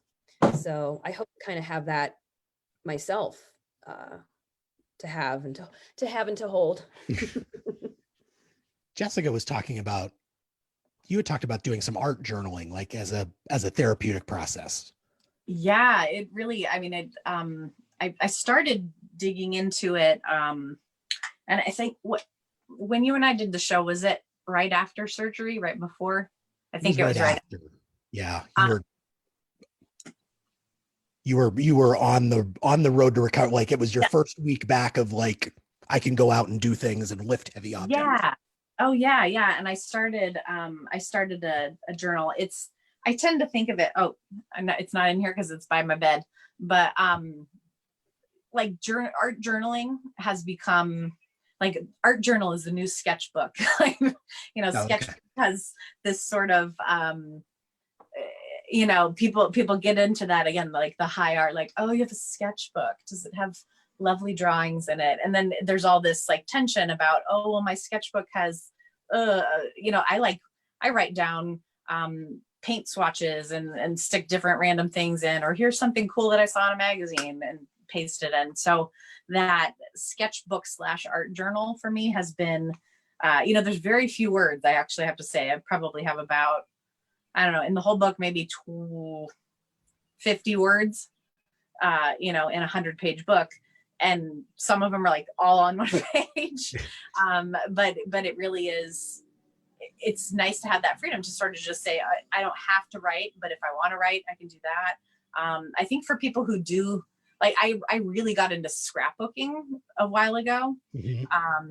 Hence my scrapbooking stuff here. But it's a fantastic way. I have a friend who, she doesn't think of herself as an artist, but she makes absolutely beautiful cards. And that's an incredibly, incredibly therapeutic thing for her. I think I stuck them under my chair so I could show some of them off. But I have another friend, Jessica, that she makes cards all the time. That's her. Yeah. That's one of her things. Or just like, what kind of cards are you talking about? Oh, just like, okay, like greeting cards. Okay. Yeah. And this is actually like a little book that she made me. It's just inspirational quotes and has rhinestones and cute stuff on it. And, a Shakespeare quote in hand lettering. Ooh. That is nice hand lettering, FYI. Yeah. And stickers. I mean, who doesn't love stickers?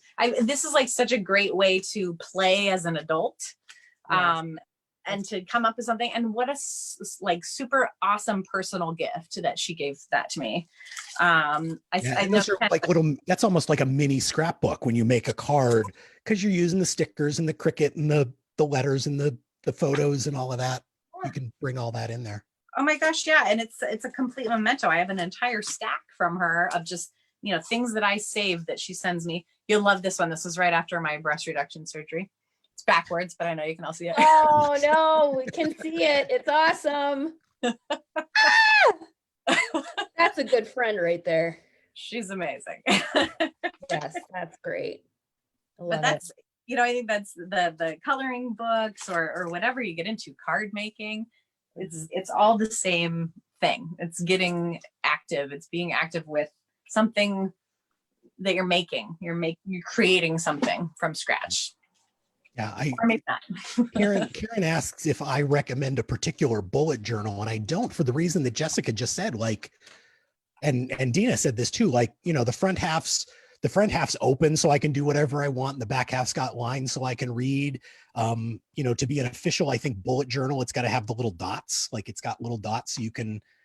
It's almost like an invisible. You can't see them. Like a little invisible grid, like graph paper. Yeah, I've done bullet journals in spiral bound notebooks, the 80-page college ruled whatever. You don't have to have anything special. Whatever's around will work. If you find a notebook you really like, use that. The freedom is there to do it however you want. There's no rules. I think to be officially a bullet journal, you have to use, there's like a particular like code, like if you put a dot by something or an X by something, it means that. But I'm not a rule follower. Breaking the rules. Yeah. Look at you being all right brain, Ken. Ooh. Yeah. Yeah, I was gonna say that's like exactly what art is. Like there's no rules. Like you just go for it. Right, Like, right. There's no right and wrong. Sean Corkin used to say this to me. There's no right and wrong. There's only degrees of completion. And he was talking about acting choices, like, but I think it means the same thing when you talk about art choices. There's no right answer, there's no wrong answer. Sometimes you get to the end of it and you go, it didn't really work out, but I'm going to try it. I learned something for next time when I try this technique again, or this color combination again, or whatever it is. The other thing I like about bullet journaling is, and you don't have to have a bullet journal to do this, but I find that in the morning is a really hard time for me to make decisions. And I don't know if I'm frozen or everybody else is. Oh, not just now. Okay. But I like to be able to, at the end of the day, sort of look and say, all right, here's what I did today. Here's what I'm going to do tomorrow. So when I wake up at 8 a.m. and my negative thoughts start going, I can just sort of jump in and start the list rather than trying to figure that out first thing in the morning when I haven't had my meds and that kind of thing. Mm-hmm. All right, how you guys doing? I'm one finger away from finishing my right hand, but if I'm getting wrapped up here myself. Everybody's just about done. Want to do like 3-4 more minutes? Is that enough? Keri's done. Keri's done with this. Even less than that. I mean, I don't know where everyone else is at. But. I just have one more finger to do and I'm still stuck. Oddly enough, it's the middle finger. Oh, I was going to ask that.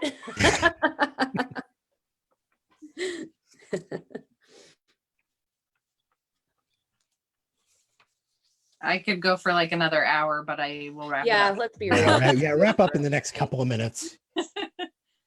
What's kind of neat, as I was doing this exercise, I was thinking, as I did my left hand, the feelings I had were much different than the feelings I felt as I did my right hand. Me too, but I'm going to share why when I show mine. Yeah. I'm going to make a note.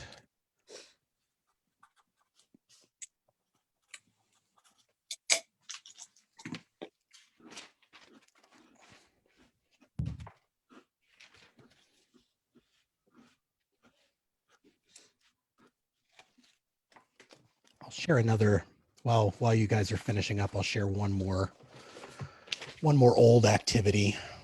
I did this one. I think this was the first one I did. It's called Build Your Own Superhero.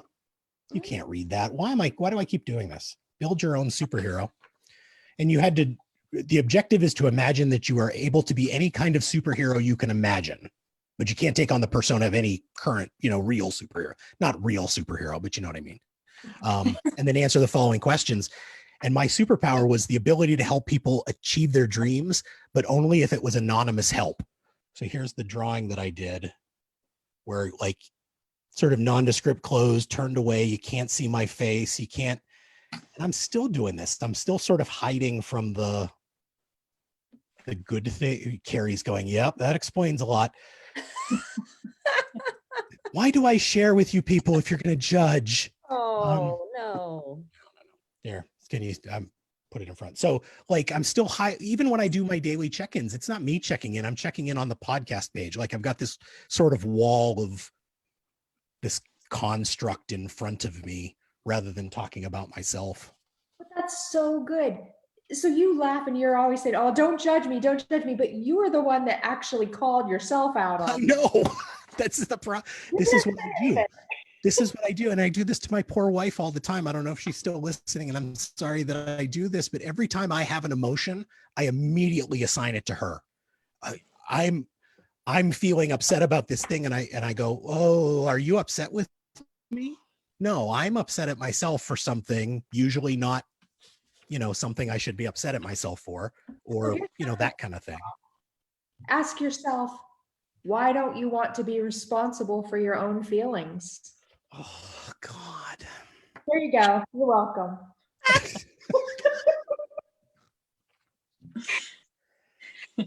I'll be up all night with that one. Thanks. Nothing for you just to think about, no big deal. In my spare time. Yeah, in your spare time.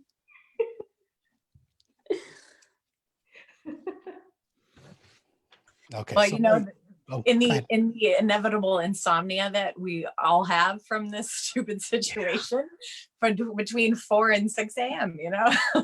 Mhm. Although I'll tell you, my Risperidone is the best sleep aid I've ever had. Like, I can't stay up. Once I take that half hour, 45 minutes, I'm out. Wow. Because it finally shuts off the brain. It's meant for racing thoughts. It's usually schizophrenics take it. And you sleep all through the night too? Yeah, usually. Cool. Usually. I'm getting at that age where I have to get up and pee 6 times, but other than that.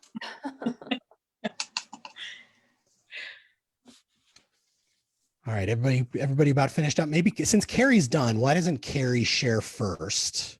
Sure, absolutely. The funny thing is as I did mine, I was kind of surprised at how miserable my past hand was. All right. So I'm going to actually fold it in half so that maybe this will work out a little better.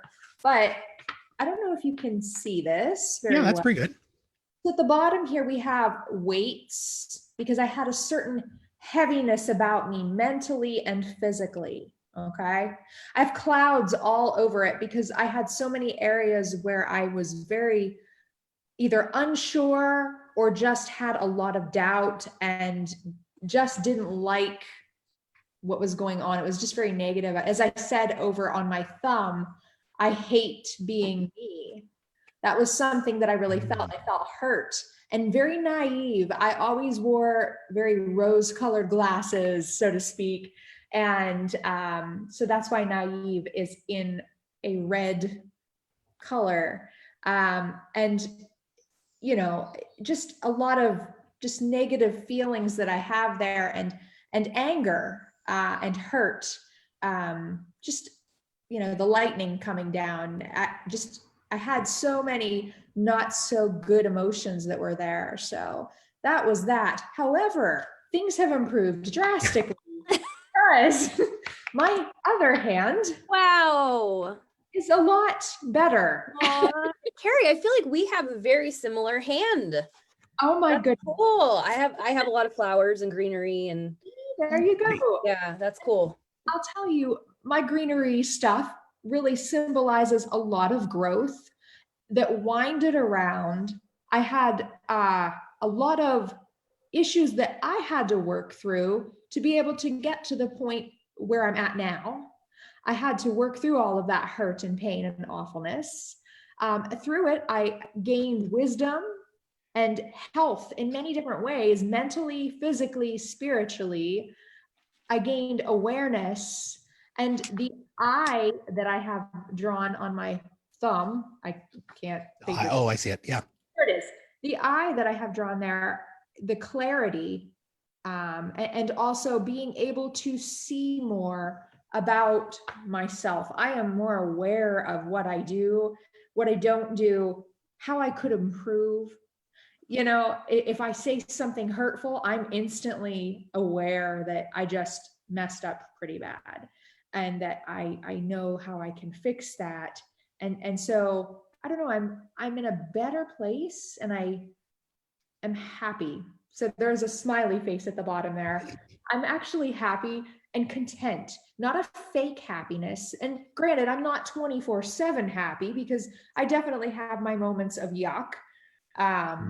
But I have a general level of happiness. Whereas before, Ken, I could describe myself like you with this constant low level of depression that was always present. I always had that. And in fact, it allowed me to write some of the best lyrics for my songs because I had this intense focus. This is great. Now I'm too happy. I can't write. It sucks. And so isn't that the way? Like I got to be this depressed, sad, mentally deranged person to write deep lyrics. Pretty much. And it's just kind of a weird thing because I don't want to go down that road.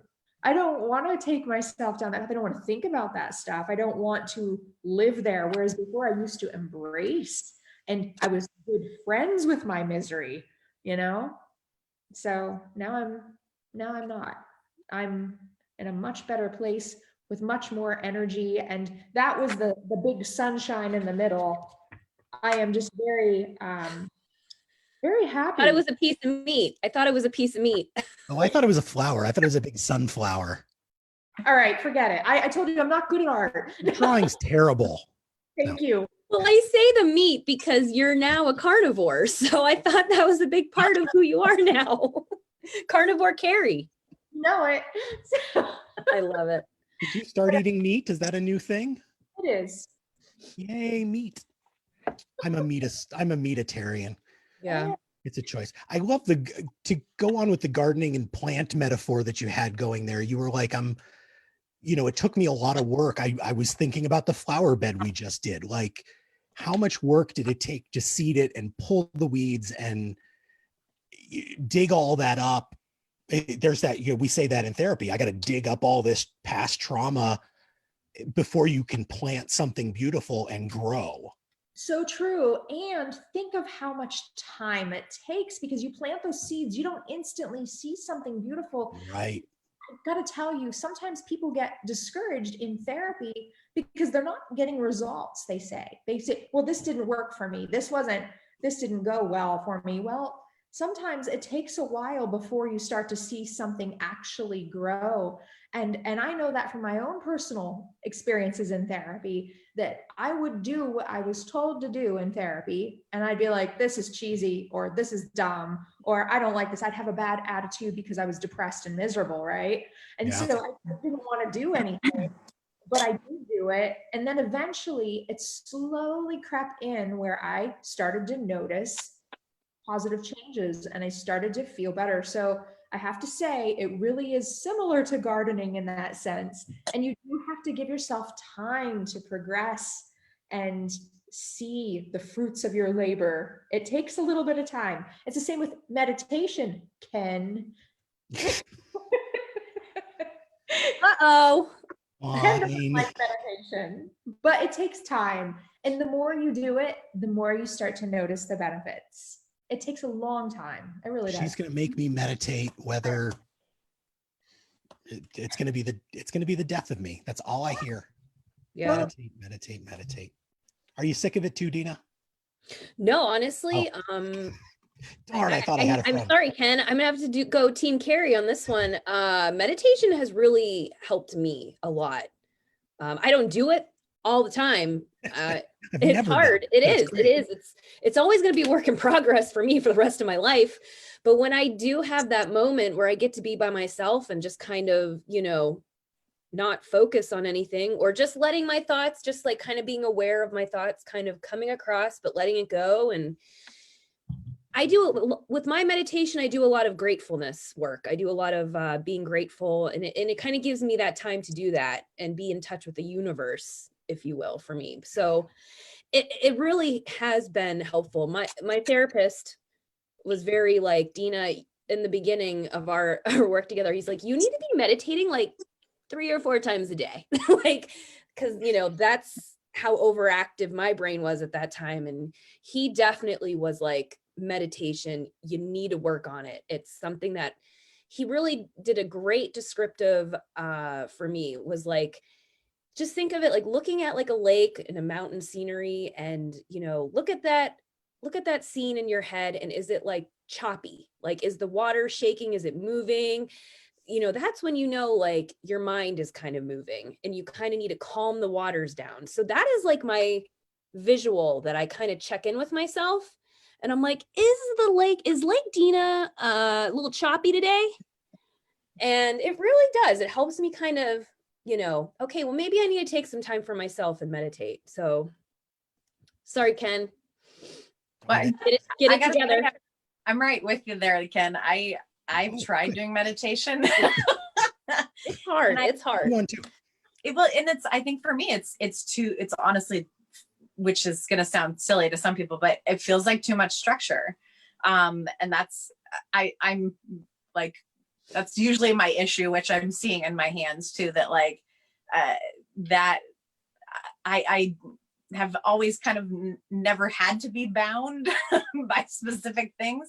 My parents were like incredibly, you know, supportive and all sorts of stuff. So I had this like blissful childhood, but with an intense amount of trauma, which is really weird. But like now that I'm a grown up and having to do these things that are, you know, that are linear and sequential and responsible and money and, you know, all that kind of stuff, that it's meditation for me becomes, it's like stressful. So like, I think if you have a meditative practice, like something that you can do that is your meditation, and people who do meditation might be like screaming at me, but like for me, it's just sometimes doing my, but doing my bullet journal planner, whatever, that's a really good meditation for me because it's structure, but it's connecting with my deeper self, and it's thinking about things sequentially and in a very, like, again, linear way, but it has that freedom and that spatial representation, visual, whatever, for me, that makes it enough. Like I think too, being, I don't know if this is the meditation thing for me too, but I'm very asthmatic. Like I've had a ton of lung issues throughout my life. And so the being aware of my breathing gives me more anxiety. Yeah. Yeah. Because like, wait, am I breathing the right way? But I think meditation has become so commercialized now, where like people definitely are telling people how to do it. And I think meditation is like art, is it doesn't have, there's not a right way. And people need to understand that, like, there is not a right or wrong way to do meditation. You just need to find a place where it works for you. And hey, if you just sit there for 5 minutes and think about all the crap that happened that day, hey, then maybe that's what you needed to do. But I think definitely there's too much out there that's telling people how to do meditation and like, this is the right way. You're doing it wrong if you're not doing that. But when I meditate, it's like, let's just see what happens. And I think it just, for me, just being by myself of silence or whatever, even though, let's be real, the cats break in and, you know, all the things happen. But I mean, it's still like, at least I tried, you know, it's kind of helping you be a little more kinder to yourself. That's just in my opinion. But yeah, I agree with you with, I feel like if you really look into meditation with some certain things, they're like, this is how you need to start. This is how you need to breathe. And that's it's a little too much. It's like, sit in a comfortable chair, make sure your feet are on the ground, put your arms to your side, like all of that. Yeah. Like, I think there's other ways to be mindful and meditative. Yeah. I love going for a walk and just thinking about all the sights, and all of the sounds and all of the smells. Or we talked about a couple weeks ago, Keri, eating mindfully, you know, taste every taste and you feel every texture and all of that. You know, there's other ways to do it. Yeah, absolutely. I agree. Karen said she's created some meditation videos. She's going to share them tonight after she gets them uploaded. Nice. That'll be nice. Jessica, do you ready to share? Sure. All right. So I'm pretty sure I did this both. Backwards. Yeah. Ooh. I did. Nice. I think I did it backwards. I couldn't remember after you said that which one was supposed to be past and which one was present, but doesn't matter. No rules. Yeah, exactly. Art brain. So this was my past, which I realized like it didn't have a boundary. And I ended up drawing this sort of feathery thing that probably looks like a scar or wound or something. And it has red for me as a really intense color. So I don't tend to like red in decorating, but not in my art. And it's hard to see. It's this other hand, my right hand is it's got like this iridescent. Yeah, I think it ended up being a moon. Yeah. It kind of looks like it's glowing a little bit. Yeah. Yay. Okay. That was the idea. That was like yes. Yeah. So these vibrant colors and shimmer, it has this iridescent paint, and this purple is my absolute favorite color. So it has all this kind of light airiness to it, but this energy that's coming out, but it also has this boundary because I really have a difficult time with boundaries. So, and structure. Yeah. Boundaries and structure. Not my forte. I love that. You did that with watercolor, or you did that with markers? Oh, here's the art porn part. I did it with watercolor. Yeah, watercolor and marker on this. But then this was acrylic paint inside the hand. And then yeah, baby, that's how I roll. And then my absolute favorite, gelatos. Ooh. What? What's that? It's like a water soluble crayon. Let me see if I can get it up to the camera. So, and of course everything's backward, but gelatos, and they're, I mean, something called gelato. Why would you not want to just use that? But it's like, it sort of comes up in a tube like lipstick, and it actually has the texture a lot like lipstick. But when you put it initially on your paper, it's like a crayon, but you can blend it with your fingers. If you add water to it, it'll kind of smear like a, nice. Like a, yeah. Love it. Water. A little more like a pastel-y kind of, like, is it a, yeah, it's a little looser than that. It's a mix between like an oil pastel and a chalk pastel, but also kind of like watercolor in there too. Those look great. Andrew's gonna say hi. Hello. How are you guys? This is Jessica's husband, Andrew. Why aren't you out finishing the pavers? Pavers? What? What are you talking about? He went to Creamland. Laying a patio? You went to Creamland. I went to Creamland. That's more important. Absolutely. Yeah, you have to have Andrew on and talk about music therapy. Hey, there we go. Absolutely. Would love to have Andrew on. Dina, why don't you share yours? Yes. So this is the past. Let me see here. Here we go. So a majority of it, lost, is the word of the day here on this hand. I felt utterly lost in my past. I felt like there was no direction for me. I felt like when I looked into my future, I saw nothing. So that's kind of where the darkness, like, you know, like I'm starting in this darkness, but I'm slowly emerging. Okay. And here the middle finger, red, also not one of my favorite colors, Jessica, to wear, because to me also it's like intense and angry. So I have some, like a volcano exploding. I have like this face of irritability because I felt a lot of irritability when I was going through my depression and anxiety with myself and others. Got clock that represents like time. I always felt like, oh, I need to do this, because if I don't do it now, like I'm not going to be, you know, I'm a loser. Like if I don't have this specific timeline in life. And that comes from a lot of my past and my childhood of, you know, telling me what I needed to do and this is how it needed to be done. But then we see here the colors are starting to get a little brighter, starting to find my own way a little bit. I traveled back in 2009 to South Korea. I lived and taught English abroad for a couple years, and that was really when things started shifting for me. So you can't really see it. It's pen, but it's like airplane travel. And then we're kind of going into this like healing phase. So on my other hand, it's like I said, a lot of greenery, a lot of growth. I have healing, growing, being kind, which is like being kind to myself and of course to others. Choice.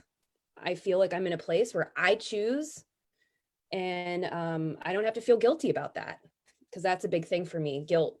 Grew up with a lot of guilt and awareness of just life and my feelings and things that are going around. And I will always be on this process of healing for the rest of my life, but I'm kind of excited about it. I'm at that point where I'm like, okay, let's do this, you know? And like Keri mentioned, ups and downs, heck yeah, all the time. But it's not a bad thing anymore. It's like, you know what, I'm human, and this is how it is, and it's okay. So got a garden going on. There is a cat in here too with a coffee cup, because that's going to be my future baby. We didn't share your the fundraisers or whatever you're doing. Well, so I have a GoFundMe up. It's been up since last June or July. So basically what I'm doing is, you know, during my left-hand past, there was a lot of darkness. There was a lot of, I wasn't able to make decisions very well. I felt like I didn't know what my path was. And then coming to this healing place being on medication, going to therapy, working on myself, I finally feel like I have like an idea of what I want to do. And one of the main ideas is I want to be an entrepreneur. I want to work for myself. I want to be an awesome boss. I want to, help the community with my business, and I want to bring people together in a a good way.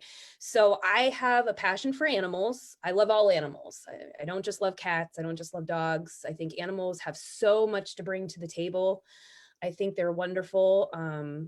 And if you're lucky enough to have pets, I feel like that connection with that pet, or any animal really that you come in contact with, is just so therapeutic. And it's just, it's crazy how I feel like animals just know when you're having a bad day. I don't know if your animals can tell too, but my cats tend to hang around more if I'm feeling a little down. Or I have a very vivid memory of my dog growing up where I was just got yelled at by my mom, and my dog, I'm like crying, and my dog just like, he just came over and just like stood by me, and he stood by me like all day, which is very odd because, he's usually doing dog things. But I just, I want to open up a place. It's called a cat cafe, which is pretty common in the USA. We have one in Cleveland, there's like 3 in Buffalo and 3 in Pittsburgh. So they're all around us. And the concept is basically to have a cafe setting, but you have this awesome opportunity to kind of, if you'd like to, schedule a time to go next door and visit with some cats. So I will be working with Because You Care. They will be supplying these cats that they are trying to get adopted. So I'll be like a temporary foster home, and it will be like this cat lounge where it will be this really cool, comfortable setting for the cats and for the humans. And the people can just come in and hang out. Or if you don't like cats, or you just are not in that kind of mindset to be hanging out with cats, you can still hang out in the cafe side and see what's going on in the cat lounge side. But it's basically just to kind of adopt, don't shop awareness. And hopefully we can do some educational lessons about adopting, and also, that importance of animal human connection. So that's what my plan is. My plan was to open, let's see here, summer of 2020. Well, and I do have a space in mind. Right before this COVID kind of really blew up, I was actually looking at a space, and it's obviously still going to be doable. It's just like everyone else and everything else, it's going to just be pushed back a bit. on pause, yeah.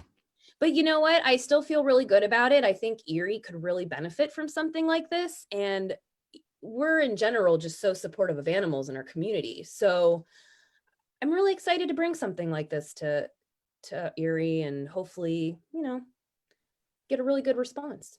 A positive response. That sounds wonderful. PAW, did you get that? Parista Cat Cafe. Yes. PURRISTA Cat Cafe. You can search it on Facebook. I'll try to remember to link it when I go back and do comments. I appreciate it. But yeah, so go like them on Facebook and follow them, and help Dina make her dream a reality. Yes, let's get this going. Right. I'll share mine. I'll share mine relatively quickly. If you haven't shared yours, I know Julie's been working on hers. I don't know who else has been working on them. Take a quick little picture, stick them in the comments, and we'll go back maybe afterward. We're getting almost to 2 hours here, so I want to wrap it up pretty quick. But we'll go back and look at the thread, and we'll make comments, and we'll share your art online. So first of all, here's my left hand. I don't know. There we go. Again, very wordy on my part.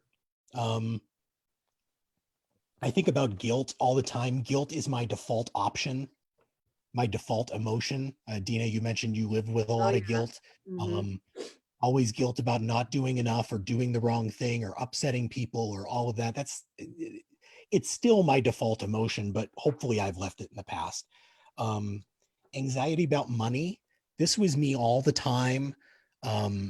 It was always about getting the promotion. And I've talked about this so much on the podcast. It was always about getting the promotion, getting the pay raise, getting the perk. And that's not the most important thing in life. I haven't brought in a real income in a while now. I've got a little part-time job, and we're absolutely making ends meet. And everything's great. So I'll get to that. Anger, of course, I put anger on the middle finger. Yes, that's where it should be.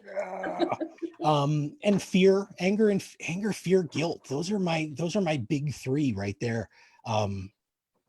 Fear about everything, fear about trying this activity, fear about whether Dina would like me, like going into this, like all of those insane fears that I still have, like I'm a 12-year-old still in high school, and then the thumb is about control. I'm always trying to control things, and I feel like the thumb is where you control, if you don't have thumbs, you can't control everything. So I did that on the thumb. The colors I don't think meant anything. Like I just grabbed a red one and started on the pinky. And that's why I said, like, all of a sudden down here, I started just blending all of those colors. And you can see how up here, they're sort of separate things, but down here in the middle, it's all one jumbled mess, and it's dark and it's ugly and it looks, I liked some of the texture on yours, Dina. It looked like on the past, it looked like almost an aged hand. Yeah. You had done some drawings in there, and this, again, it picked up some of that etching, some of that grain in the desk that I was working on. So it looks almost like my hand's been rubbed raw from it, kind of like that. So one of the things that I didn't put on here that Keri mentioned was sort of that self-loathing, like I hate myself. And I feel proud that wasn't one of the things that I thought about. Like, well, I used to hate maybe that's kind of leaving my head a little bit. I don't know. So instead of control, now it's sort of the right hand and the left hand are symbiotic. What was on the right hand is being, or what's on the left hand is being replaced with what's on the right hand. So calm, the thumb can control calm, freedom over money. I don't have to worry about that. That's something I can let go and not have to worry about. Compassion for myself rather than anger, compassion for others. Gratefulness, and I drew my wedding band on here. Awesome. Sometimes I'm so ungrateful for, again, I always worry that she's gonna leave me. She hates what I'm doing. She's not telling me something, that kind of thing. And it's no, I should be grateful for what's happening and what's there in my relationship.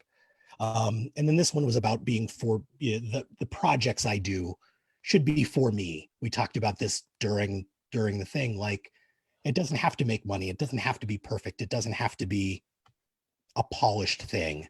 And everything comes together nicely down here, sort of rainbowish. And I drew I drew my tattoo. So again, it's very different. It's sorted and organized, and I can handle all of these emotions, where this one, I don't even know where to start. You know what I mean? Awesome. I think it's interesting too that the part that's for you is your smallest finger too. So that's, I think, kind of symbolic too. Ooh. So maybe, and it's it's that weird broken finger that I drew too. There you go. Ooh, symbolism. Oh, latent meaning. You're assigning latent meaning. That's why I didn't want to do this.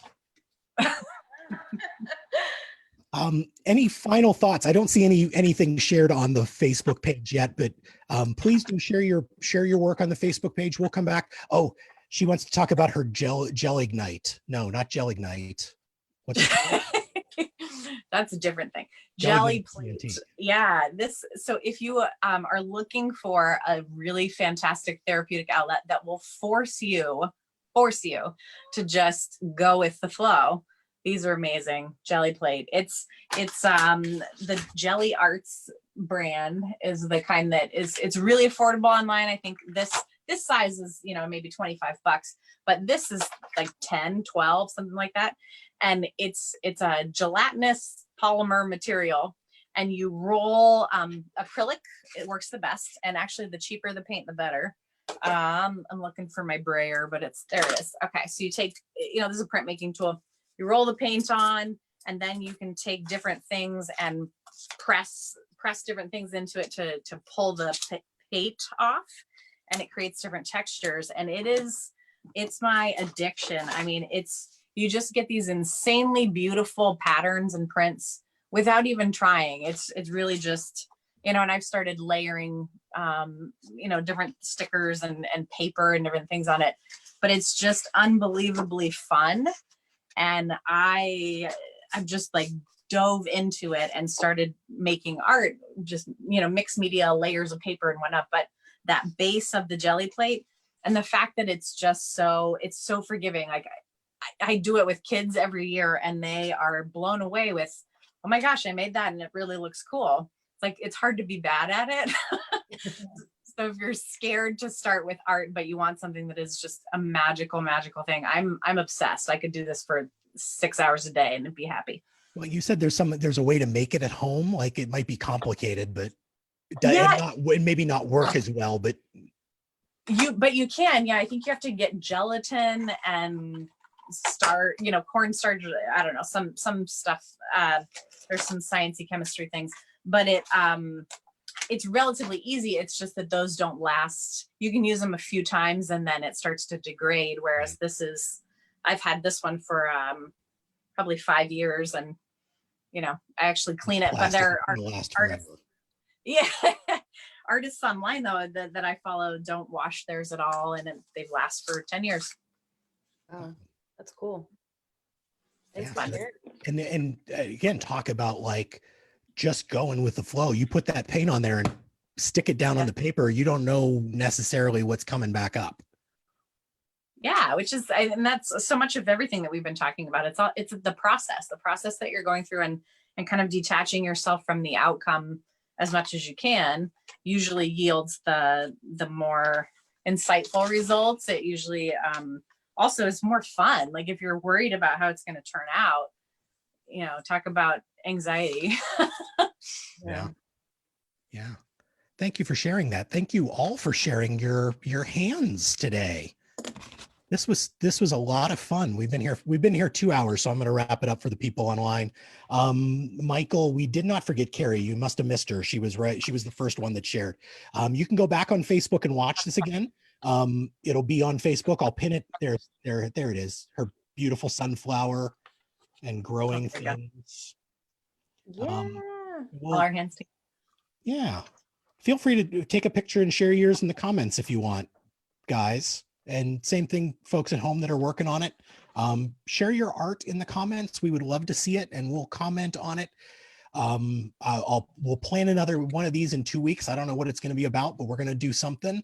I'll be in touch, Keri. Thanks, Jessica. Thank you, Dina. So glad to have you. You'll have to come on and do a full episode. We'd love to have you on that. Love to. And this has been the Lizard Brain Support Group for this beautiful Sunday. Go enjoy the rest of the day. Go barbecue or something. Go do something. All right. I'm going to right now. Good. See you later. Thank you all. Exactly the plan. Bye-bye. Thanks, Ken.